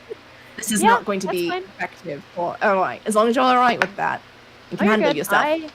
I've met some Vistani before. I have a tiny dragon and a shape-shifting dragon spirit. Those things typically tend to do the talking for me. So, excellent. We've been to many parties that I have never expected you to babysit me. Why would you think that would change now? Well, I don't know. We've had some very difficult days. You're worried about me. Grinning at her. I was a little worried about you. There, I said it. I won't tell anyone. Enjoy the party. Don't drink any wine until you've refused it enough times first. Well, the rest of you as well. We're on our own. I was going to say I have rum. I don't know if I have rum, but I have something. Well, you'll have to accept it at some point. What was that, Eliana? Well, I'm ready. Okay. I think we all go party. Yeah. Disperse. Okay, Aravis. You've met Vistani before, and you've actually met this group of Vistani before. They don't remember. At least one young man doesn't remember you. He remembers Bianca, though. As he approaches with a bowl of what looks like maybe some sort of fresh cut fruit. He's like, Bianca and Bianca's person is fine. Hello. Okay, I was about to say, I think it's not Aramis. Aravis, but Aravis! Close. Yes, can I do a history check to remember this person's name? Sure. Okay. Yeah. It's gonna be an at 1. No, it's a 20! Okay. 20.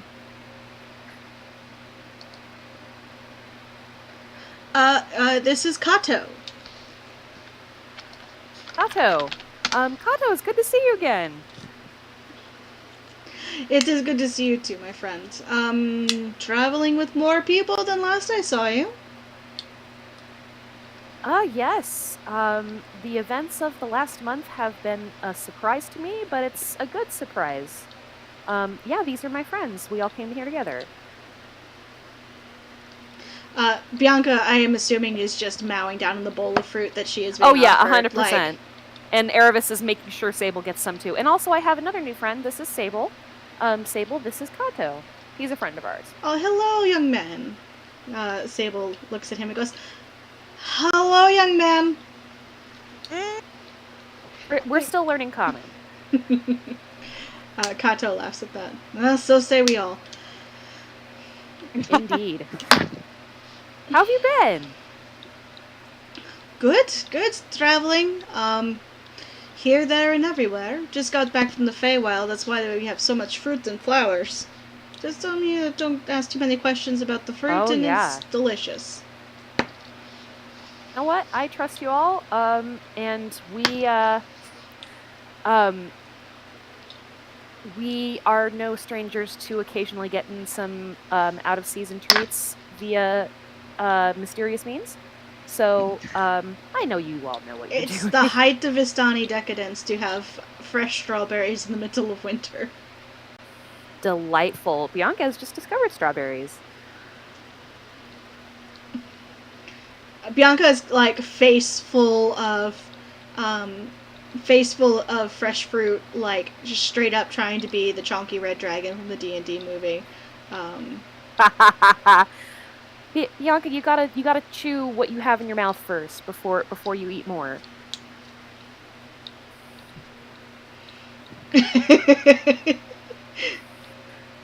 She's living her best life. She is living her best life.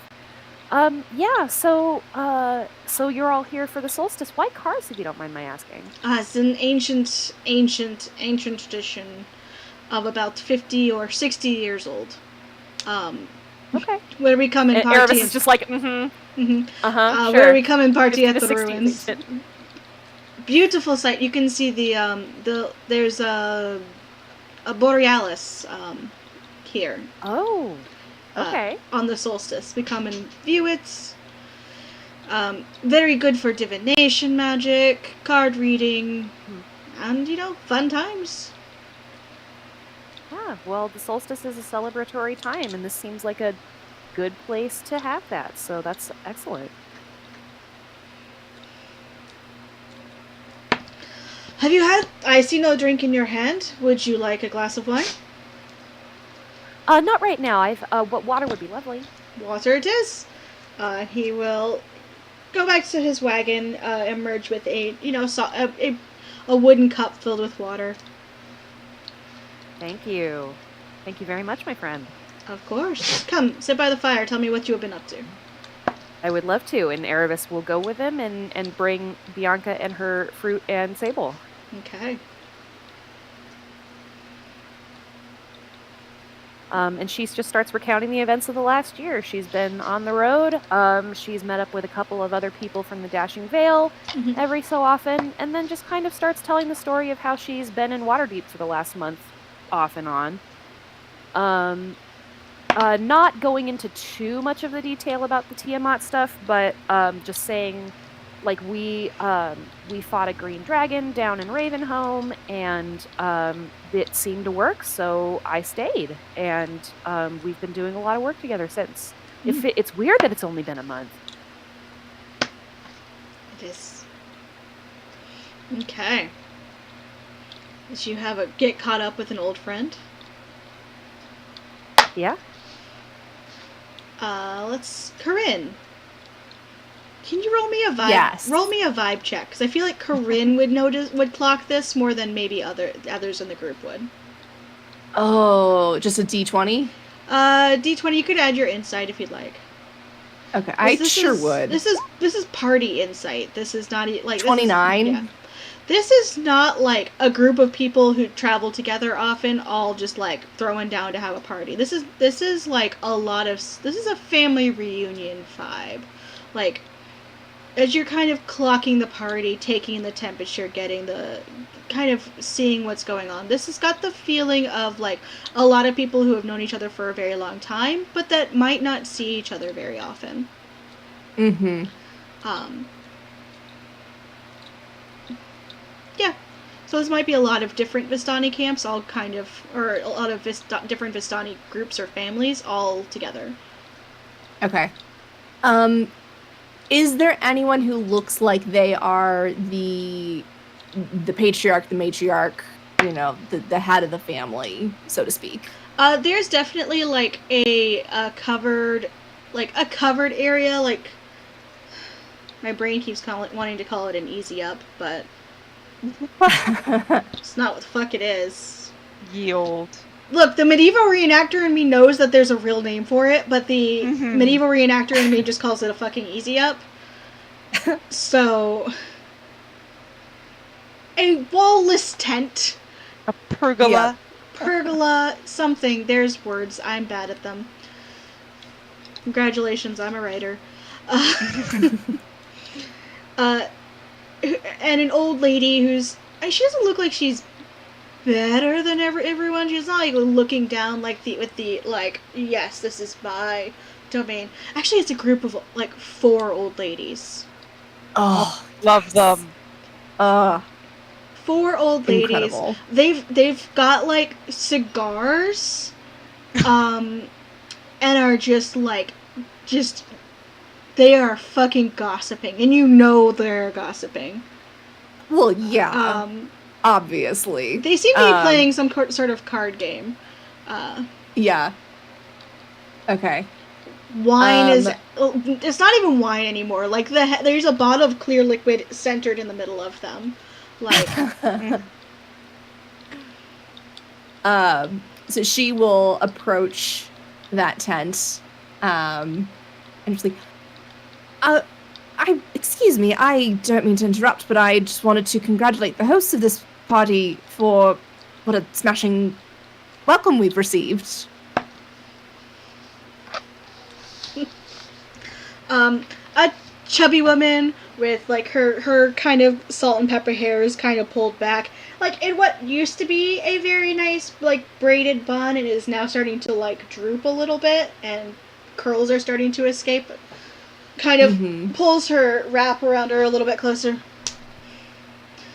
Aren't you, darling? Come, have a sit, have a drink. Wine? Oh, water? Thank you. Something no, else? I'm good right now. Just water will be fine. Water it is. A cup is produced from you from somewhere. They snap at a young kid, and a cup is produced. Yeah. Filled with water and handed to you. All right. Corinne takes it and then takes the offered seat, and just kind of looks over the table. I must admit, I've never been much one for card games. What is this one? It's like Rummy, but more complicated and takes more time, and there's infinitely more cheating. We'll deal you in. Oh, I love cheating at cards. I'm bad at cards, but I'm very good at cheating. If you're not cheating, you're not trying. See, that's how you really know someone wants to win, is how much are you willing to sacrifice in order to get the victory. However, if you're caught cheating, then you lose. Yes, but there's always the next game. And they deal you into their card game. It's incredible. It's kind of based on a game. I guess the modernized Hasbro bastardized version of it. Don't get me started on this. Is called Phase 10, where you like it's like Rummy but more complicated. Like you have like opening bids, and like you have to get certain combinations before you can open, and if you're caught without the correct amount of cards or type of cards, then you build up a lot of points in your hand very quickly. Okay. They deal you in and they teach you pretty quick, but they are playing not for stakes so much as they are playing for like the stakes seem small. Like there's like a couple of coins on the table, mostly copper. Like, it's bragging rights, though, right? It's bragging rights, but also there seems to be more happening to their conversations.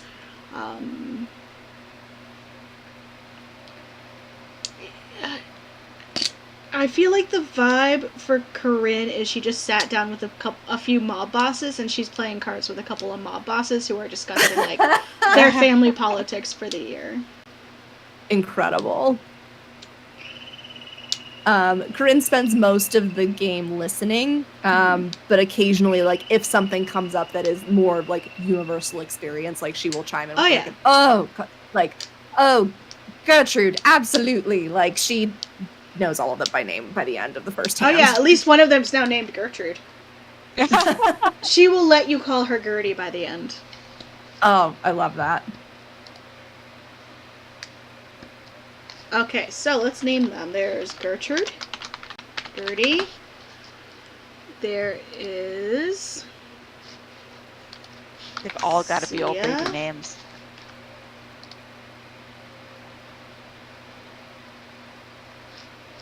There's Shivali. Gladys. Gladys. Gladys.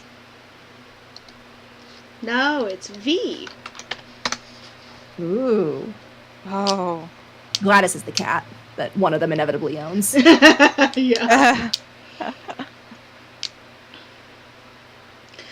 It seems like a lot of the topic of conversations is like who they are going to push towards each other. They are straight up. This is like shipping, like fandom shipping right now. Oh my god. There's by the end of it, I think Corinne is offering like I'm very good at talking to people. Is there anyone that you want me to talk to? Obviously I wouldn't want to step on any toes, but I can plant some ideas if you'd like. It seems like the two that they are planning on getting together is a young man named Pius, who's a young tiefling gentleman, good driver, built his own wagon, like he's ready to be married. He is ready to be married, and they're deciding who the best marriage partner would be. So Pius is like the most eligible bachelor. I'm gonna put this in chat. Okay.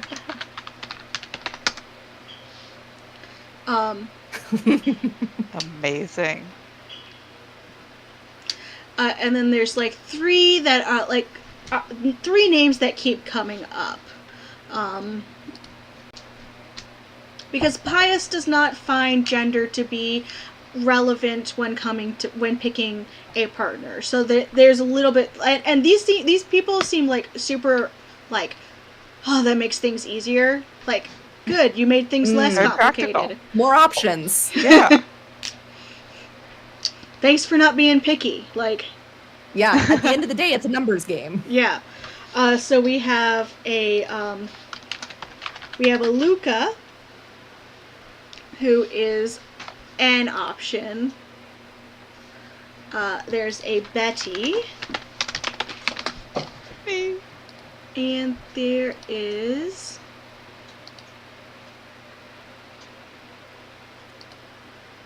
Ruza.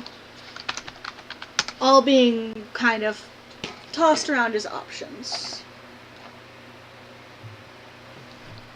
All right. These are all from different families. It looks like Pius is from Gertie's family, Saya, Chevalier, and V are all kind of have their champions in this horse race. Like, amazing. Corinne absolutely asks if anyone has put any money on the table. There's some chuckling, like you haven't quite reached the level to bet on this yet, but you know that they have. Yeah, yeah. So she then kind of offers, like, look, I wouldn't want to put any of my coin towards something that, clearly does not involve any of my connections. This is your family. I would be happy to do some poking around, seeing where there might be interest, see if that shifts any pots on your end at all. Some definite conversation about that. You are offered your second glass of wine. No, it's very generous of you. Gertie has the wine bottle and is like, come on, you're one of us now, you can have a drink. Oh, I really, truly is so generous, but I really am fine with water for right now. Thank you. Of course. And she puts the wine bottle, next to your hand. Yep. Corinne holds her water glass in both hands.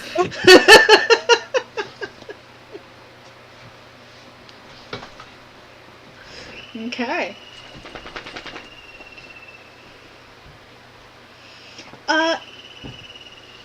Grim, what are you up to?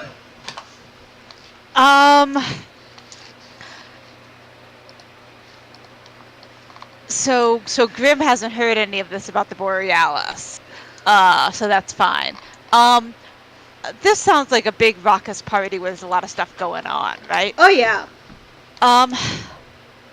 I think Grim is going to just sort of like move around the outskirts of the party, realizing that they are outside. They can't post up on a wall because there aren't any walls here. That's fun.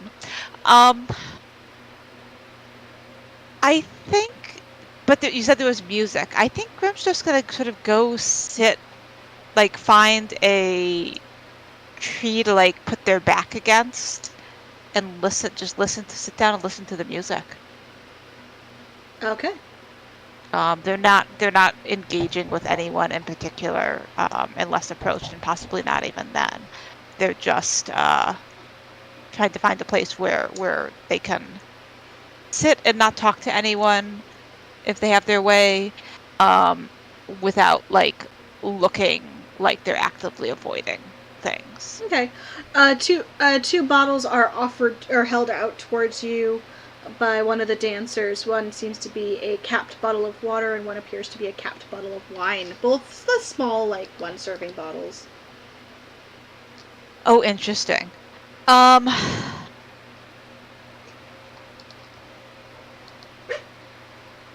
I think Grim, like, looks at them, like, and like will point at the wine bottle. Wine? Like, questioning. I think it's a question.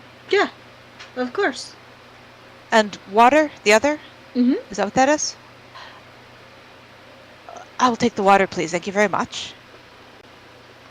He hands you the water. Would you like,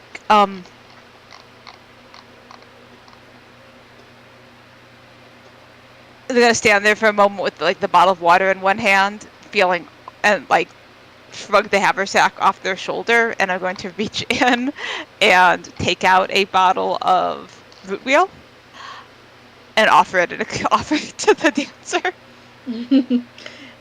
Yeah, he's gonna take it. He's gonna uncap it, take a swig straight from it, give you a wink, and then disappear into the crowd. They like shake themselves all over like a dog. Like shake it off and uncap the bottle of water, and like I'm gonna take the first sip very cautiously because they're still like, is this really water or is this like some weird clear wine? Does it taste like water? Yeah, it's water. Okay, cool. They drain the they drain it's like a little airline bottle. They'll just drain it, just chug it. Then we'll continue on and sit down. I don't think they entirely clocked that there was dancing going on. Like, of course there's dancing going on, but I think they hadn't entirely clocked it. Because they're Grim and they were just focusing on how terrible it is to be at another party. They will sort of, as they sort of sit and just chill, they will split their attention between like they're listening to the music and they're watching the dancing, trying to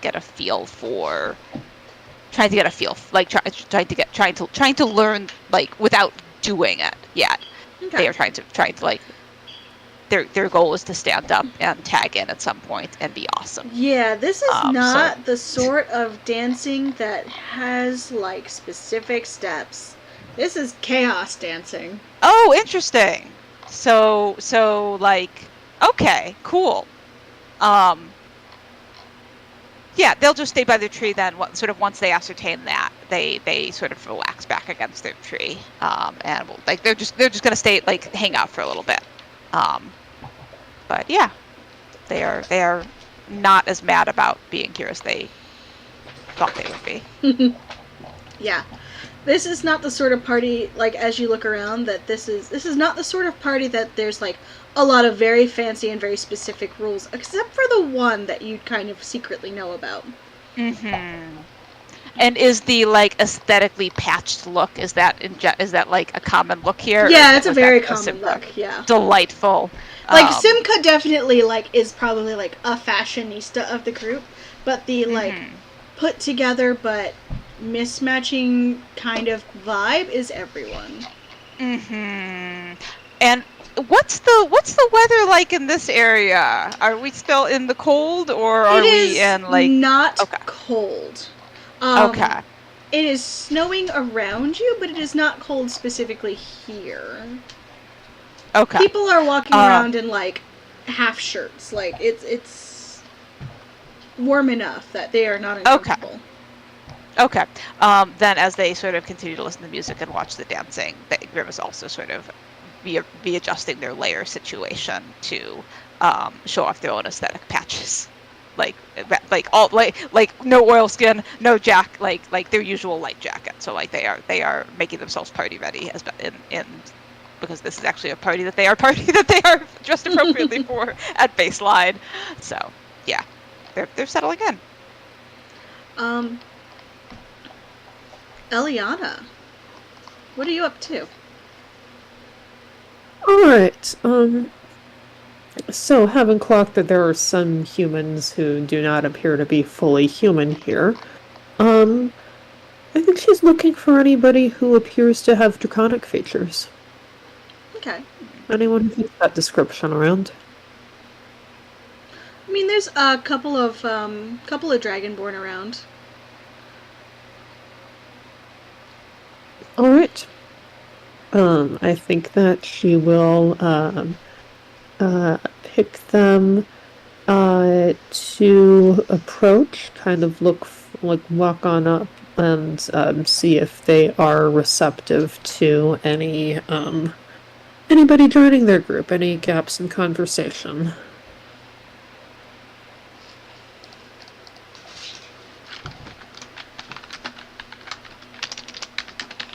Sure. Yeah, you approach and they kind of like the circle makes room for you. Good evening and a happy winter solstice to you. Happy solstice. You recognize one of the people in this group. Kind of sitting next to the dragonborn, a little hidden from view. You recognize Callista, who you had met and the Court of Miracles as a potion maker. Oh, yeah. Oh. It's so good to see you here. I wasn't expecting to see you. I was not expecting to run into you either. Welcome. Hello. Happy solstice. Happy solstice. Are you drinking anything? Do you have a cup? Oh, no, I don't. I'd be happy with some water. Of course. She pulls out, she kind of digs into a basket near her, pulls out a glass cup, like blown glass cup, and will fill it with water for you and hand it over.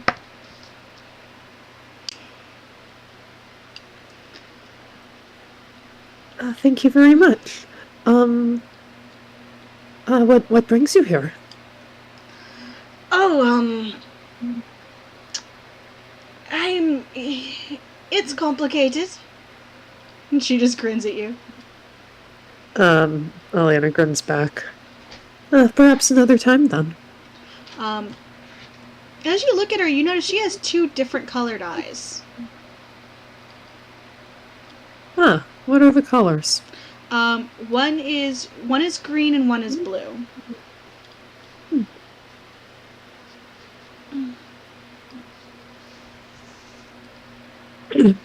Well, quite good to see you here, regardless of the circumstances. Good to see you as well. Are you traveling in the woods? Are you here specifically? You're a long way from Waterdeep. Oh yes, we've come on a mission with my adventuring party. We've had some business in these woods elsewhere, and have come to drop by and celebrate with everyone.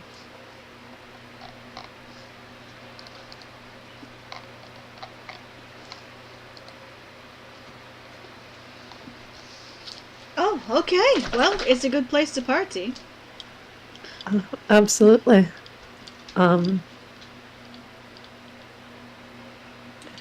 I think she will turn to the rest of the group and sort of in trying to bring people together a bit. Have you all met before this? I'm sorry that I haven't introduced myself to any of the rest of you. I'm Eliana. Right, Eliana, this is, if Sorry, I have to come up with more fucking names. This is a terrible.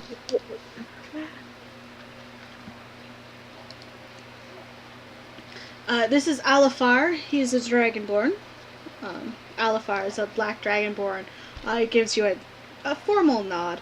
He seems to be very finely dressed. And Calista laughs. This is his first Vistani party.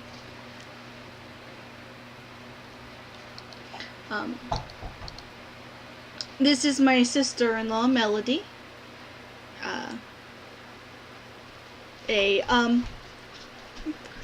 Cute little. She's very little. She's very she's probably 4'5", 4'6". She's small, small and slightly built with soft blonde hair, kind of pulled back into a very complicated looking bun, wearing soft pastels.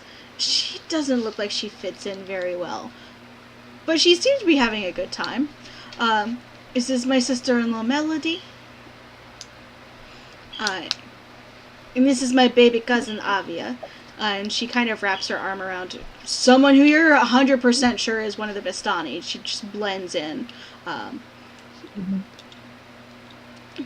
Similar patchwork clothes, curly hair, the mismatched blue and green eyes.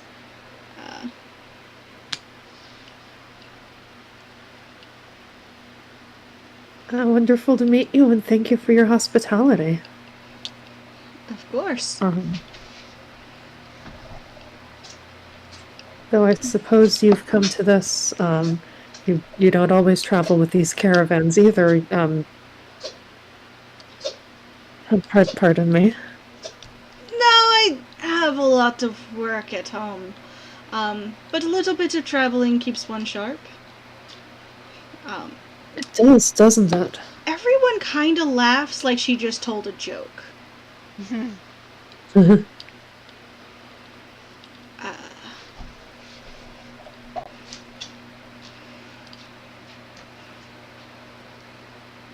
Does, doesn't it? Would you like to, would it interest you to, go check out that fruit platter over there? Happy to come with. You notice that she stands and kind of comes with you. Alafar is not far behind her. Interesting. He stays fairly close.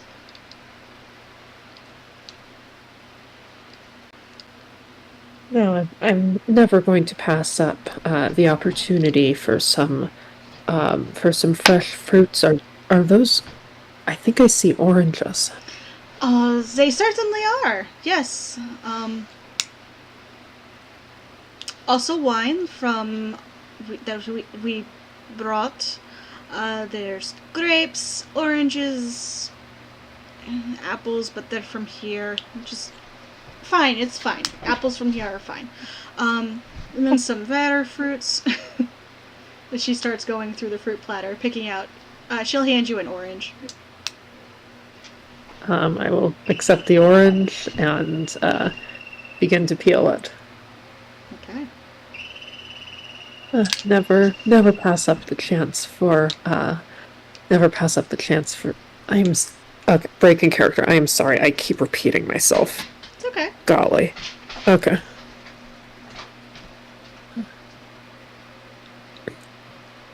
So continue peeling the orange. Take a bite. Oh my goodness, this is delicious. This is an orange. This is high quality fruit. It's got a strong taste to it. This is not an orange that was grown in Waterdeep. I have not had anything like this since leaving It's very good.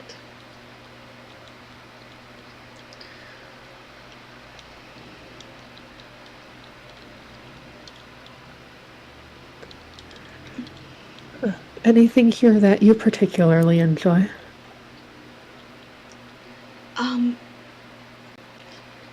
Always been a fond of the bread. I will. And if there is bread on the table, I will procure a couple of slices. A few slices. Mm-hmm. Give one to Callie, give one to Alfar, and keep one for myself. Alifar looks at it and nibbles on it,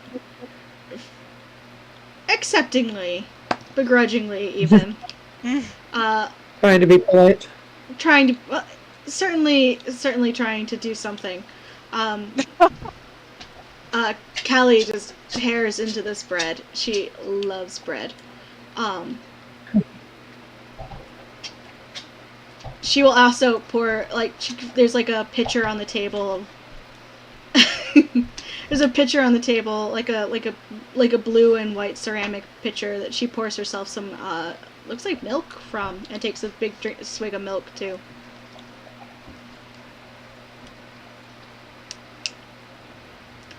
So you are just here with your adventuring party. Just here to party? Oh, well, we have some business, of course. What to say, there's plenty of parties in Waterdeep. Nothing quite like a Vistani party, but...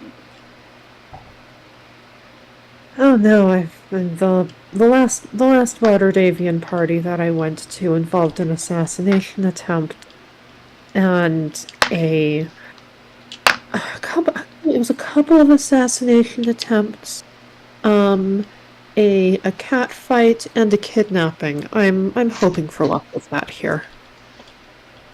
I mean, there's always a good natured knife fight or two, but keep the kidnappings to a minimum.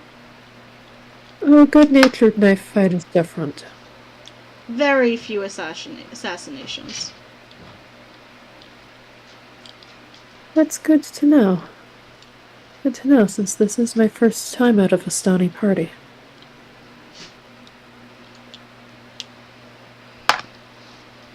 And she'll address Alfar. Are you Vistani? Alifar looks so tired. And he shakes his head.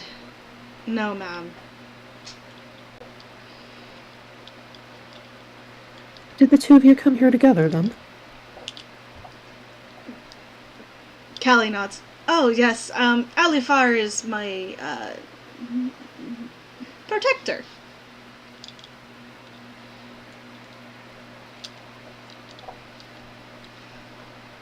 One of the best. I see. The roads are dangerous. Very dangerous. And I do like going wandering, so... when my husband is unavailable due to work, Alifar fills in to protect. I see.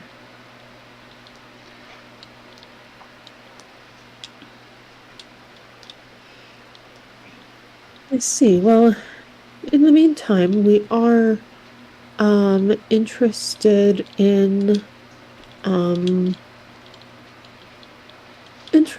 ways to other planes.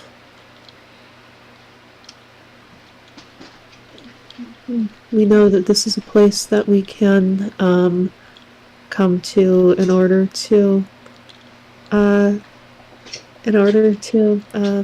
find some more information about that.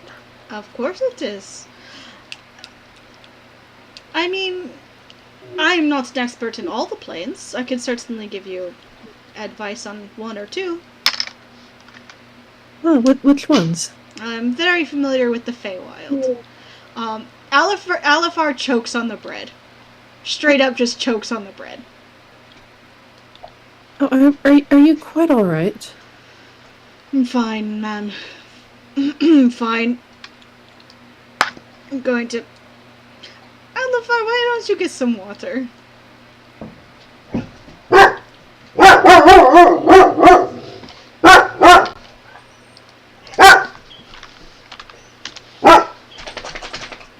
Sorry. Does he go get water?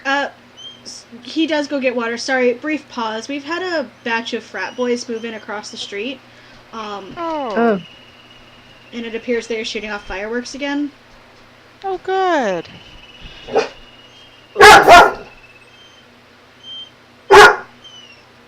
Guys. So give me a minute. When I say again, I mean fucking again. I have a procedure for this, so it'll take me just a second to roll out those procedures. I believe you. Good luck. Yep. Guys.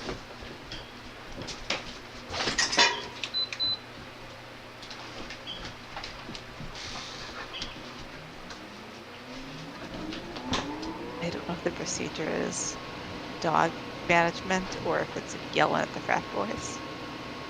Could go either way. Yeah. We used to live in an apartment building across the street from a college, and our neighbors were frequently students of those college. They did not make good decisions, and by the time they got worse every year, so by the time we moved out, it was a call to the local police almost every night. That's tedious. Yeah. It was very tedious. No longer live there. I love this for you. Yes. Yeah. But yes, this reminds me of that. I'm like, yeah, no, relatable. Mm-hmm. Yeah. We have usually around I'd say probably in the next couple of weeks, we'll start getting fireworks in our neighborhood. So I would expect that to.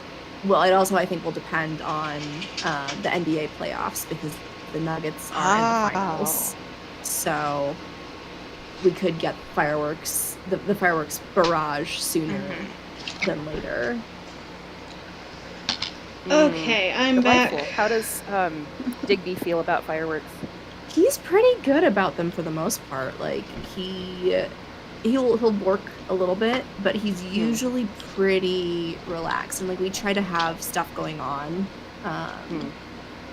while the fireworks are going off. But yeah, generally he's pretty okay. He doesn't lose his mind completely. It's mostly just kind of like he gets startled, and like barks a couple times, but then settles down, which is very nice for us. Yeah. It's like, oh, this again. Right. It's graduation weekend. Yeah. Definitely one of the more less traumatized options. Yes. It's graduation weekend. That's why all the fireworks are going off, I think. Oh. Or that's why they're shooting off fireworks, at least. I still hate that. The people who used to be across the street was a very nice old middle-aged older lady and her boyfriend, and they wanted to move south, and I was like, oh yeah, well, she's like, oh, I want to sell the house to some young people, and we're like, oh, okay, well, you do you. And we were hoping for nerds. Yeah. And I thought they might be, they seemed to be, quiet, kept to themselves for a couple weeks, and then, every single day for the last, it feels like week and a half, it's they have a bunch of, it's real bro-y outside. That's unfortunate. Yeah. Yeah. I'm talking pink polo shirts as far as the eye can see. Popped collars and all. I'm like, who still wears polo shirts? I don't know. I was gonna say, I thought we were done with those in the aughts. Yeah. Same. I was like, this is not even new bro-y. It's old bro-y. Yeah. Anyway, they may have heard me say it's real bro-y outside one day because I said it with the windows open. I didn't know the windows were open. Well, maybe they'll think about what they've done and improve their ways. And also what you say in your own house is your business, so. Yeah. And if you shouted bro 8 times in the last 2 minutes, maybe it is real bro-y outside. Thanks. Yeah. It sounds like a simple statement of fact. Yeah. Quite possibly. Anyway, hopefully the background noise isn't too much. I've got the relaxingwhitenoise.com up, and I've got the air conditioner on, so that usually drowns out the worst of it. I can't hear anything, Oh, good. And from what I'm hearing. I also put it on ambient campfire, so. Yeah, I can't hear anything. Ooh, nice. Dax is dreaming of that sounds fun. Wilderness adventures. Yeah, so we've just gotten the bodyguard away. Yeah, so Alifar steps away. The protector. Yeah. Does he need the Heimlich? No, he just needs to be away from all of the sarcasm. That's fair. Yeah. So, with the bodyguard at a distance, Aliana is going to drop her voice. Is there anything you want to tell me without him around? No? Why are we whispering?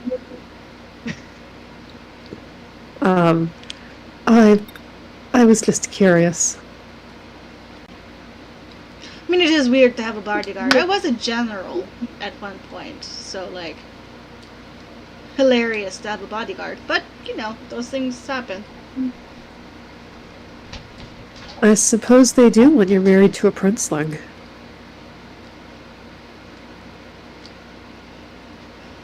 They tend to. Uh, That's... in any event. Yeah, sorry, go ahead. Oh, go ahead. You were going to say something about, traveling planes. Yes, you've been to the Feywild, and I think there was one other one that you'd mentioned. Well, there's this one. There's the Feywild. Let me look up the different planes of existence.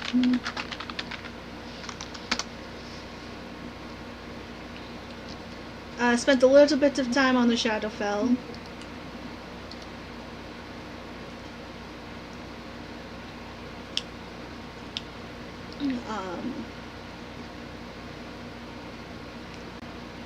Metopia is a bit of a weird one. Astral Plane would not recommend. No, I think we saw the inside of that one once. And it was quite peculiar. Beautiful, but strange. And then all of the elemental planes have their pluses and minuses. I imagine so. When you're on this plane, all of those elements are in balance, but here, but there, you only have one thing.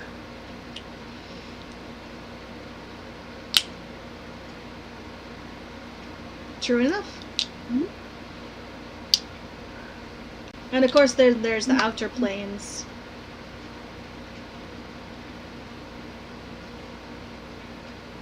Well, we are looking to get to the Hells. We regrettably have some business there. I don't know a lot about the Hells, to be honest. I could help ask around, though. Yes, certainly.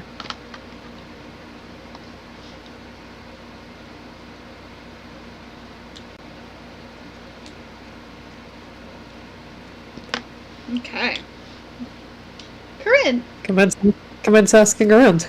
Commence asking around. Corinne! Yes. What are you up to?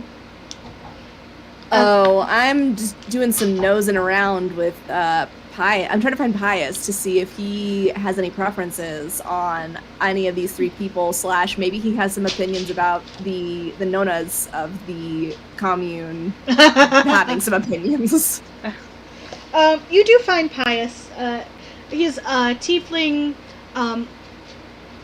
very classically a tiefling. He's got the red skin, he's got long swept back horns. His kind of black hair is pulled up into a ponytail. He's got an undercut thing happening. He's leaning against a wagon, kind of just watching everything quietly, kind of just taking it all in, drinking a glass of wine. Yep. So she approaches. Hello, are you Pius? I am. What can I help you I mean, that with? is the name, not, if you're religious, that's also fine. Yes, I'm Pius. At least in one. Corinne? At least in one version of it. Well, I will leave that as a puzzle to figure out which one. My name is Corinne. I have been speaking to The heads, I think, is probably the best way of putting it.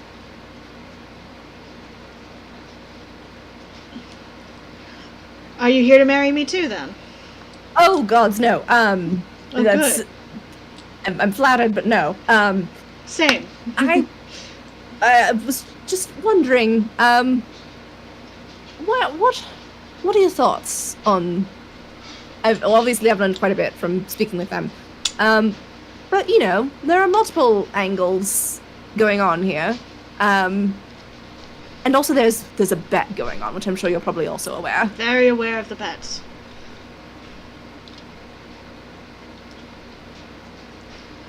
So I suppose the question is, how do you feel about it? How do I feel about the bet? Or how do I feel about getting married?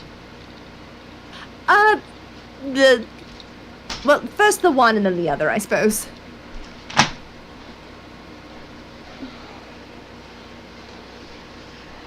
The bet is what it is. The grandmothers are going to bet on anything. I've seen them bet on everything. That is the nature of grandmothers. At least here, the nature of grandmothers. I'd prefer them to my grandmother's experience, I will tell you that much. I'll take it over some other things, I suppose. And then how do you feel about the actual concept of marriage?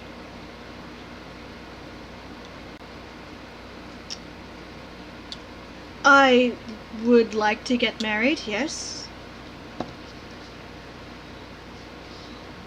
Do you have any strong preferences in specific individuals?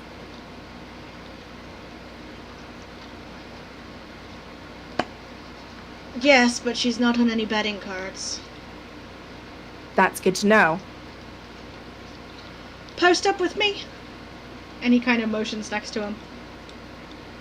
She leans against the wall, next to him.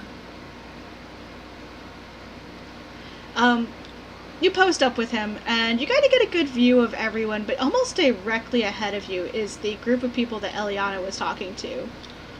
There is a so out of place Dragonborn. He's not out of place because he's a Dragonborn, he's out of place because he's wearing a silk waistcoat. Oh, buddy. He's trying so hard. Like, he got told there was a party and that he had to go to a party. Yeah. He was not given a full brief on the party and the nature of the party. Yeah. I mean, Corinne is also probably looking a little out of place, but also she's like, whatever, this is what I wear. But and it's probably she owns it and doesn't feel vibe. awkward about it. Alafar probably looks a little like, at any point he's about to go find different clothes. Like, he's just like... Oh, buddy. He is aware that he sticks out. And there are other Dragonborn about, but... and you see a pair of young ladies. One has got curly dark hair kind of pulled up messily. And you see one with the soft blonde hair kind of pulled up really in delicate little braids, wearing pastels. And you get the feeling that he is kind of watching her. The Disney princess. The Disney princess, as it were, yes. Aha. Okay. What's the name of that one? Melody. Ah.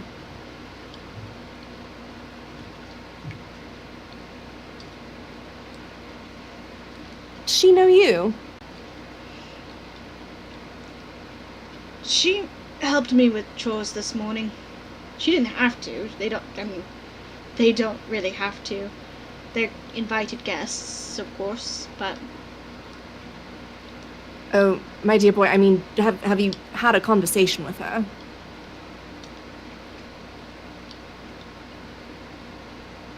Oh, no. Oh, no, you've never actually spoken to her, have you? I mean, not like, really. But I haven't spoken to any of the other people I'm supposed to get married to either. Well, that's all things being equal, I suppose.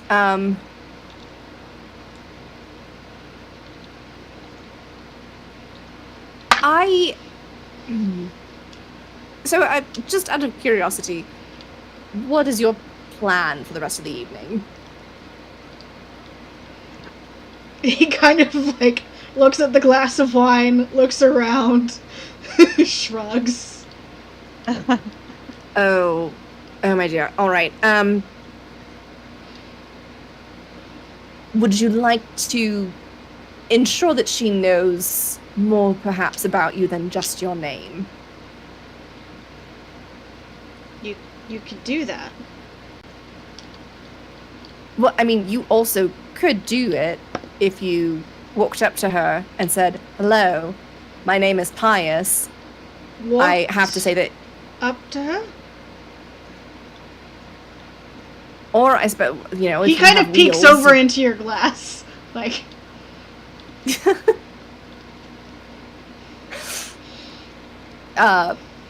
Yes. What's? I mean, unless would you prefer? Do you know magic? Can you float? I don't know. I suppose pick your mode of transportation.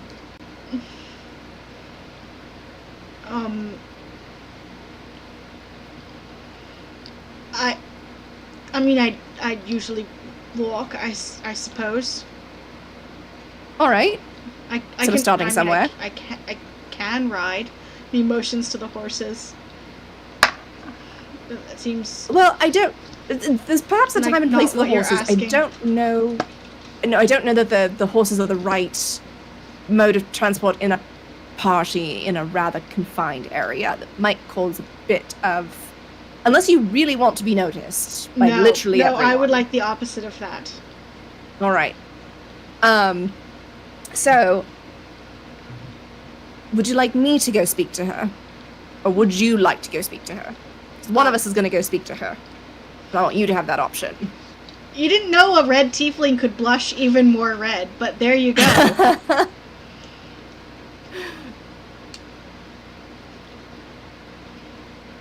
I don't think I'm allowed to speak with her. Allowed to? What do you mean allowed to speak with her? You have to ask at least... You're new here. You don't know. Oh, you don't know. Oh, you don't know. I don't. Please enlighten me. Your friend knows, and he points to Eliana.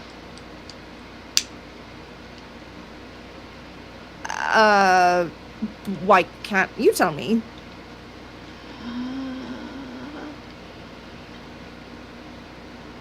So...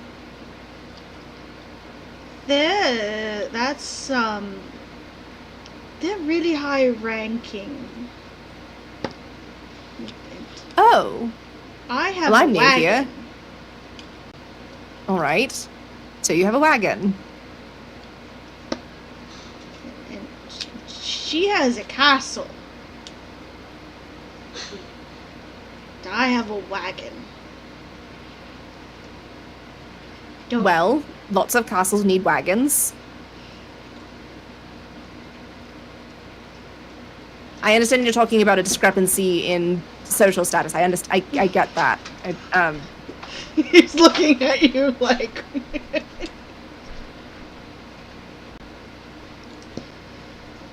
Look, it's a thing. It doesn't have to be a big deal. Look, I'm new. No one knows who I am. You're right. I can go talk to her and suffer no consequences. Other than perhaps I never get invited to this party again, which would make me very sad, but also I am not a Vistani, so it would be less consequential for me than for you. I mean, okay, if I could, maybe, if you could get me permission to talk to her. I don't... Talking to her, right. If you want to go talk to her and I will think about talking to her, I guess that's a plan? Right, so we're gonna start with you. Here, you finish that, and she, like, gestures to his wine glass. You focus very hard on that.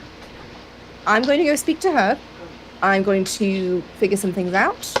I'm going to report back to you, and you're just going to stay here and enjoy the rest of this. I'm so sure it's very good wine. It's good wine. Do you want some? Oh, thank you. I'm good with water right now. Appreciate it. Okay. You'd stay here. Not that I have a lot of concern. Well, I'll be back. I will meet you back here. All right. And she goes off to go talk to Melody. Grim, I feel like Grim has a sense for when shenanigans are happening. Ordinarily, yes. And maybe in the specific, yes. Grim was probably going to be sitting where they're just continuing to watch for a while, and then was going to try to catch that cute dancer's eye. Okay, yeah, and you could get themselves into the dancing. Sure. So whether they still notice shenanigans or not, I would be delighted. I just can't. With their passive perception, I don't know. Probably not.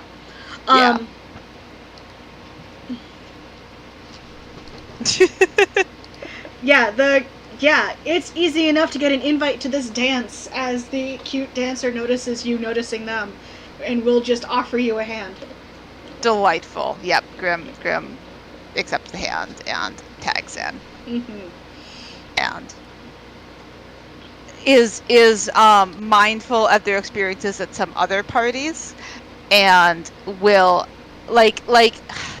is not striking up a conversation. Yeah. This is not the sort of dancing. Yeah. This is energetic dancing. This is not the sort where you have idle conversations. Yeah, while 100%. Doing very fancy steps. But will at some point, if it is sort of if they seem to be hanging with this particular dancer, if it's sort of that sort of situation, then they will. If everybody's sort of all. I mean, I'm assuming this is like a Dockward party style dance. Yes. At least close enough that Grim feels comfortable. Yep. It's a lot of jigs and reels and country dancing and a lot of spinning and bumping into each other. Yeah. Sometimes ramming into each other full speed on purpose, Yeah. So mindful of their experiences at some other parties, Grim will fairly early on drop into Awakened Mind and just establish I came with someone. You're super cute, and I would love to hang out with you for a while. But just so you just don't want to be leading anyone on, because they've done that before, and they would like to not do it again. Nico just shoots you a wide grin. Seems unbothered by this fact. Fabulous. Grim grins back and is just sort of feeling surprisingly in their element. I'm sorry to interrupt the scene. I've got to go upstairs for dinner. Okay, dinner. Thank you. Have a good dinner. Please, I will, I think things will probably be done by the time I would be able to rejoin. But awesome playing with all of you tonight, as always, and I'll check back in with everybody afterwards. Have a good dinner. Sorry to leave early, and see you later. Have a good one. Bye, Rebecca.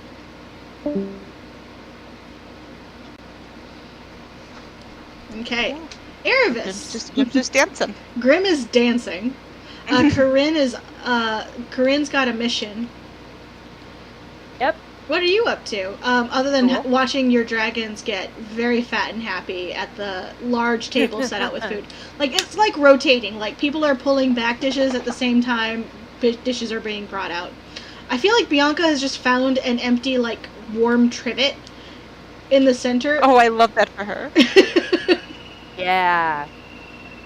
Oh, I love that too. For the low cost of occasionally warming up a dish. Yeah. Is who? Kato still around? Kato is Kato's being your party friend. Okay. Love that for me.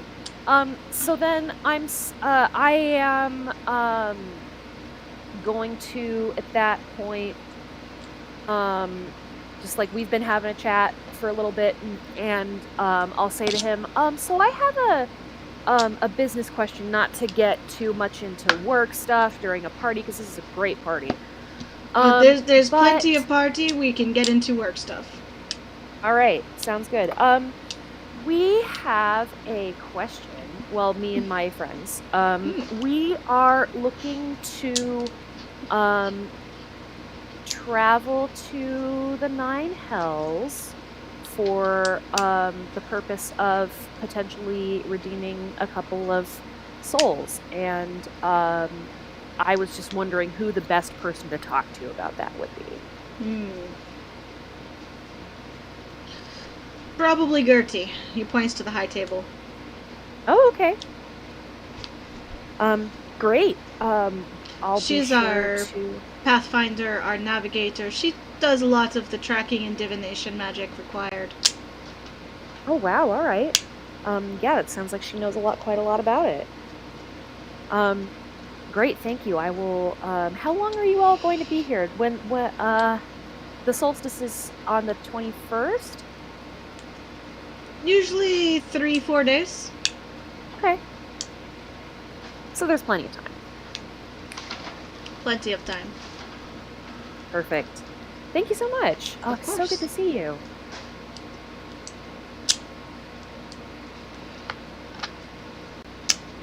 Are you gonna go meandering? Are you gonna go see Gertie, or? Yeah, I think I'll go see Gertie. Corinne is doing stuff, and Bianca and Sable seem happy.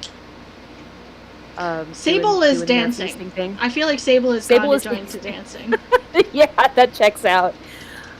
So yeah, as long as Sable is dancing and not causing havoc, and I'll just like keep an eye out for him. But I want him to get used to being around people. He's definitely learning words. Oh, good. That seems fine. Totally fine. It can't be worse than it already is. All right, so yeah, I'll go over and talk to Gertie and see if she would like to have a chat. Okay. Yeah, Gertie is with the other grandmothers.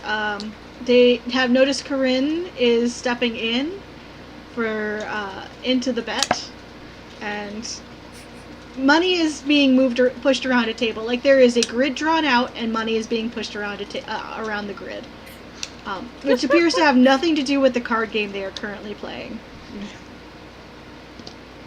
Cool and fine. Hello, am I interrupting anything?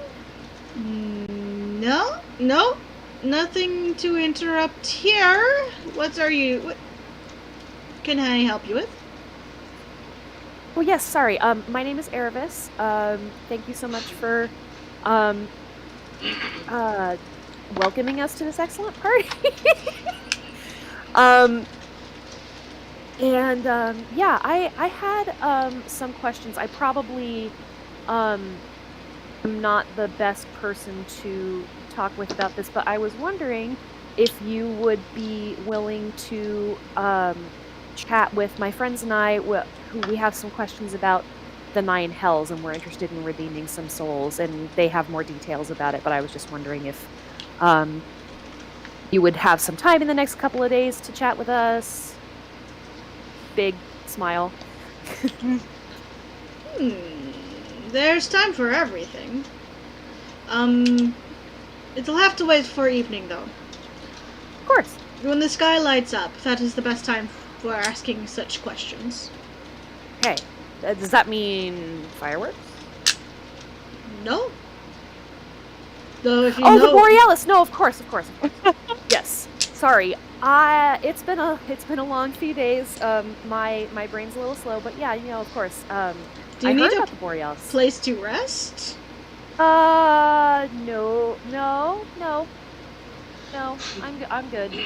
But thank you. That just being here is restful enough.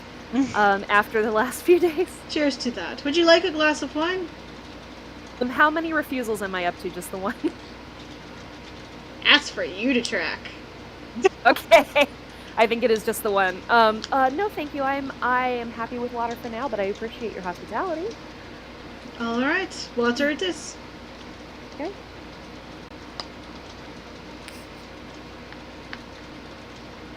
Okay. So, yeah, she accepts her water. And yeah, so what game is this? It's called Larishlu. We'll deal you in. All right, perfect. I would love that. Yeah, and she sits down with them. And Erebus is the opposite of full of guile. So she's probably not going to be very but she's happy to be here. She's happy to be here. Oh no. Oh no. Oh no. They are going to eat you up. Yeah, that's fine. You feel like you're losing by a lot very quickly. Yeah. And you're not quite sure how it happened. Checks out. But yeah, she's doing her best to follow the game, having some casual chatting, maybe picking up on some of the pious speculation in and around, but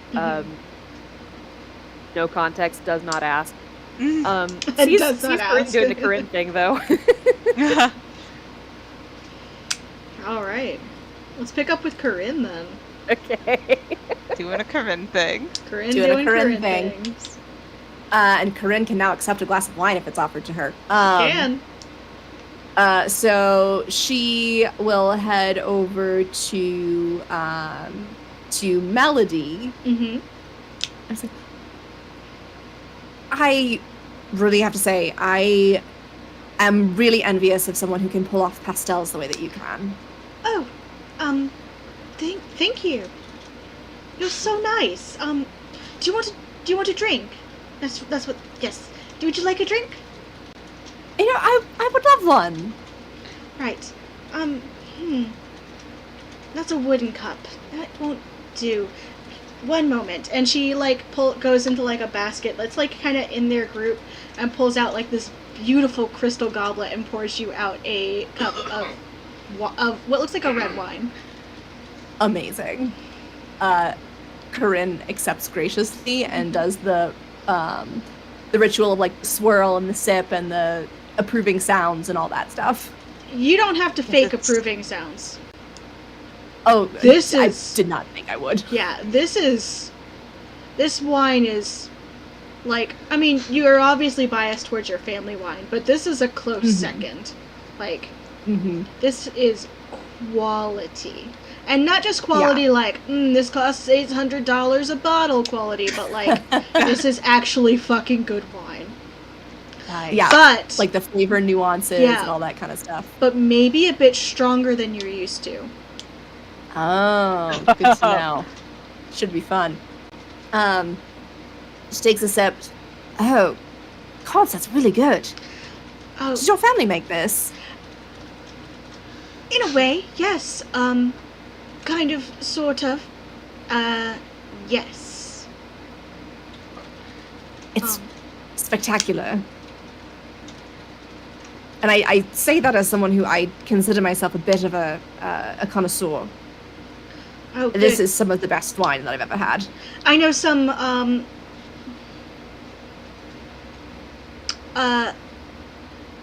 people from this plane don't often have a taste for Fey wine. I'm glad you like it. It is quite delicious. Corinne, and extends a hand. Hi, I'm Melody. Melody, it's a pleasure to meet you. She's gonna take your hand and kiss it because she doesn't know what to do with it. Okay, great. Corinne is unbothered. It's like this is not the first time this has happened at a party to her.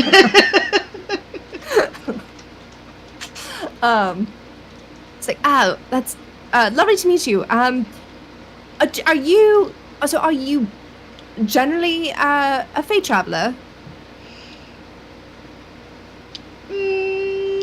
Sort of.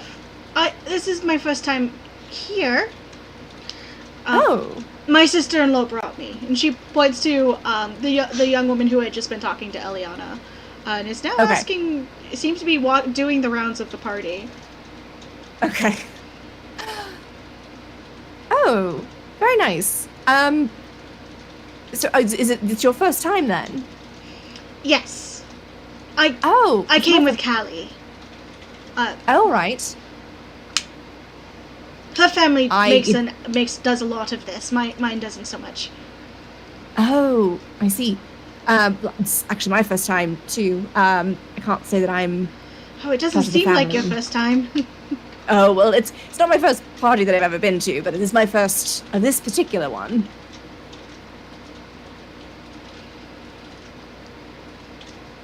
So you're here with friends? Yes, some friends. We actually are going to be. We were wondering. I'm sure you probably are not the one. Well, maybe you do know this. We're looking potentially for a way into the Nine Hells. Just wild, I know. Yeah, why? It's not a very pleasant place. That's what I've heard. We would not be going there if it was not an important cause. I don't want to get into the details. It's an important cause? Oh, well, I don't want to get too into the details of it, but there's a couple of souls we're trying to redeem that were stolen without their, essentially on behalf of someone else. Oh no, so how do you sell someone else's soul? That doesn't seem like it should be allowed. Well, apparently when you are offspring, there's only so much that can be done. Oh, no. Well, I can't really help.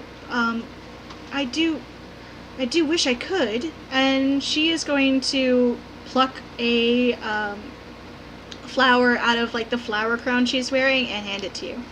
I can just offer you a token. It could help. Well, thank you. I do apologize. I don't really know what tokens are. My ignorant self. Oh, it's just, I mean, it's a little, like a boon, sort of. It's a little bit of help, not much. I'm not super powerful. Oh, that's all right. I appreciate the thought. It's very kind of you. And Corinne will stick the flower like behind her ear. Oh, it looks so pretty on you. Oh, thank you. I do have another. You're so lovely to talk to. I do have another question for you, actually. I don't know if you've had the chance to meet Pius.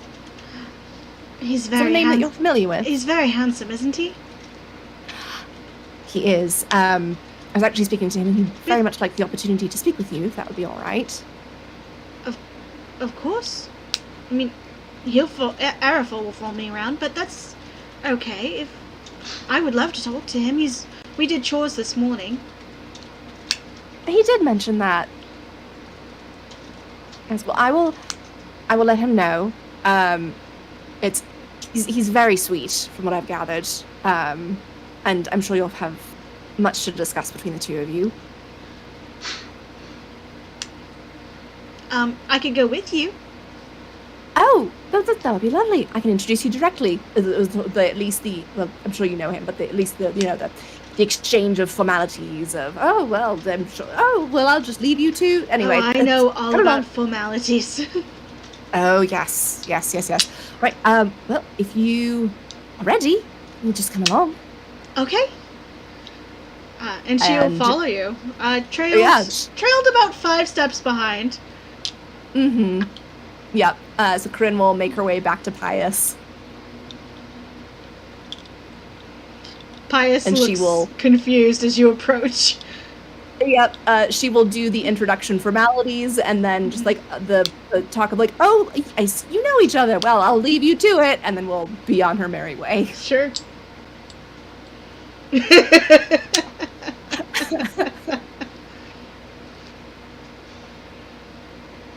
Okay.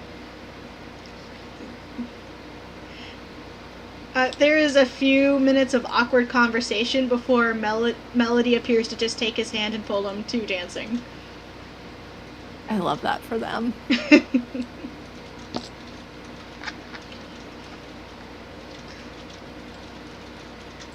Erebus, where you sit, things are being pushed around the board. Money is being set off to the side. Things are being pushed off of a game board that you cannot read. Awesome. I will wait until the end of the current round of the game we're playing, and then thank them for letting me play. I left my friend to come make my inquiry, but I appreciate the information and letting me know that the Borealis is a good time for this kind of talk, and thank you very much. Gertie gives you a nod and kind of holds up the wine bottle to you. Right. Fine. Sorry, we are watching this new development.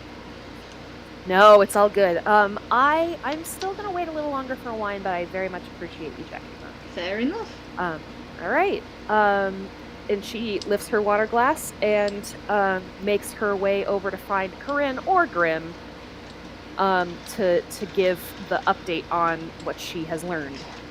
Grim, Sable, and Corinne's projects are on the dance floor. When you put it like that, I don't think it sounds as cool. But luckily, they don't know. Grim, amazing. A cute boy, and a whole bunch of good dancers are on the dance floor. also Sable and Corinne's project are there. Amazing. Grim's holding their own. They know. Oh boy. All right. I am a little bit surprised that Grim is dancing, but they seem to be having a great time, and I love that for them. So I'm going to try to find roll a performance check for them. In fact. Sure. Yeah, you are doing a good job. You are doing it. Yeah. Grim is a good dancer, and they know it. Especially when it comes to this sort of dancing. This is the dancing that you know. I was prepared to burn every luck point I had in pursuit of a 20+ roll. Amazing. Yeah, so she'll look around for Corinne. Corinne is like slowly sauntering in the general direction of the grandmother's tent, looking very smug with a glass of wine. Excellent. Erebus will turn to meet up with her. Oh, you did it! I'm so proud of you. I'm so proud of me too. It's spectacular. So at least this one. I don't know if it's all the same, but this was the very nicest glass that I've seen at the party. Well then, I'll look forward to getting a chance now that I've refused my 3 times. Well, congratulations. Thank you. I'm sure it's not as much of a feat as it was for you, but you look very content with yourself, so very good. Well, unfortunately, I was able to decline twice in one conversation, so that was very efficient. Yes. I got my ass handed to me by the grandmothers in several rounds of cards of some sort before I got my 3rd request. So was it the bluffing game? Yeah, I'm not real good at that. No, you're real. I can see that. Yeah. But it was fun learning about other customs. Also, it turns out that Gertie is the person to talk to about the 9 Hells. Yeah, and I asked her about it. I asked a friend of mine who I know from a previous gathering who the best person to talk to would be, and he directed me to her. So then I asked her, and she said, yeah, there's time for that. Come back when the lights are in the sky. So when the Borealis starts going, it's the good time to have that conversation, apparently. Well, very good. I suppose we'll wait until then. Yeah, Erebus looks very pleased with herself for having gotten useful information. I love that for her. Good job, Erebus. Yeah. One of us who was actually focused on 2, Eliana was also doing a good job. Yes. It helps when you know one person in the party already in Erebus. Yes, that's true. Grim was just assuming that we had to party, like get through the party first, and then would be able to. Yeah. Yeah. Corinne would have gotten there eventually, but like first you got to make nice with the grandmothers. And... yeah, naturally. Yeah. Naturally. Yeah. But yeah, that's what I have. And I need to make sure Bianca doesn't eat herself into a food coma, although probably too late for that, but that's fine. Yeah. Well, all the best to Bianca, I suppose, and to you. I'm just so pleased. I'm just very pleased. And I will, I suppose... in general? Just in general. I just happened to set up those two gestures at the dance floor towards Melody and Pius. One was making goo-goo eyes at the other one, but was not actually willing to go have a conversation. So that's happened. And honestly, this is probably a better form of conversations for them. Fair enough. Erebus glances over at them also, seems to see that they're having a good time, and then turns back to Corinne. You really enjoy matchmaking, don't you? I just like knowing things, and I like being in control. Makes sense to me. So in this case, yes. All right, very good. Well, he seems happy. She seems happy. Good job. Thank you. She kind of like tosses her hair a little bit, like straightens her shoulders, like preening a little bit. Erebus grins at her. Can I do anything for you, or are you just wandering around? Oh, I'm just enjoying a party. You go do what you need to do. All right, fair enough. I'll see you later. And Erebus certainly will. Gives her a little salute with the water cup and heads back over to Kato and Bianca. Corinne raises her wine glass in response and takes a sip and goes to find some other people to talk to. Excellent. Okay. I don't want to continue too far without Rebecca, so I think that seems like a good spot with your first party missions accomplished to call it for tonight. Can I stipulate one more question that Grim would ask? Yeah. Nico? Just at some point they would, assuming that everyone understands the same page and the context in which they're asking this, Grim would ask Nico for recommendations for a little privacy at some point. Assuming this is entirely unambiguous. Roll a charisma check. Can I layer any of my proficiencies on this? What's the opposite of deception? I mean, can it be persuade? I mean, it's the same, deception, persuasion. To make to attempt to. I'm torn between to attempt to get across the question that Grim is actually trying to ask, versus or to accidentally be more charming than they mean to be. How about this? I'll let you roll the charisma check with advantage. Okay, that sounds like lovely. Wow, I'm gonna use a luck point. I don't know why I'm using a luck point, but I'm using a luck point. Nope. Fuck's sake, Grim. Yes. Okay, I'll take the 19. Oh, wow. Sure hope I'm not gonna need those luck points later. Wow. It's fine. Oh my god. I was this close to standing up and if my headphones weren't all tangled up, I would have gone for my real dice. Oh my god. Because wow. So yeah, we'll ride the 19 for better or worse. Nico, after a little bit of no, really, I'm not interested in you, but do you know? It takes a couple of rounds of him being like,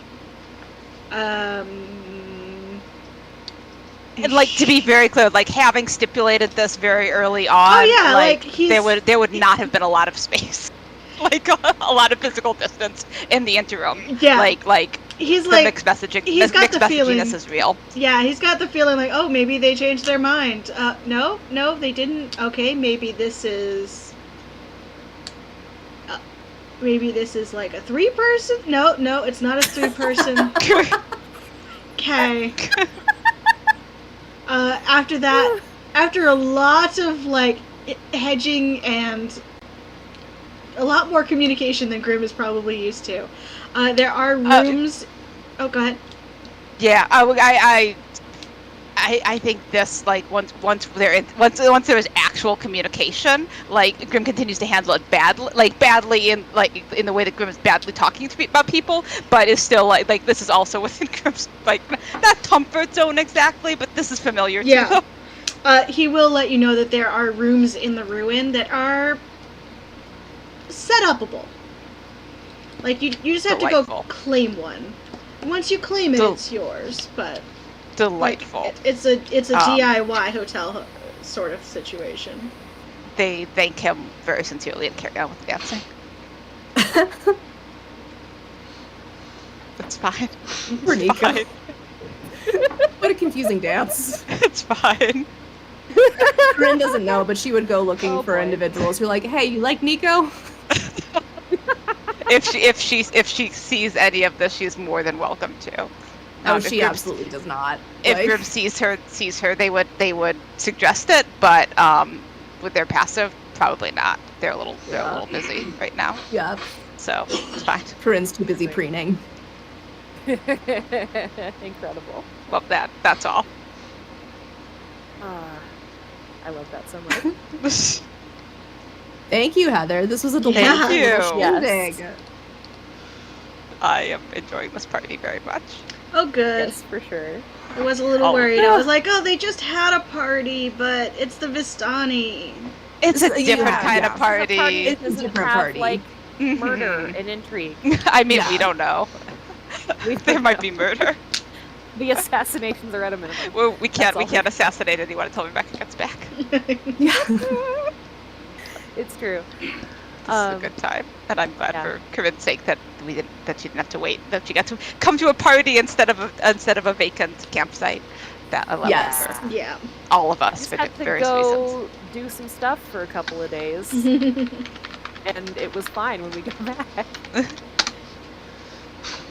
All right. Well, I love the Grand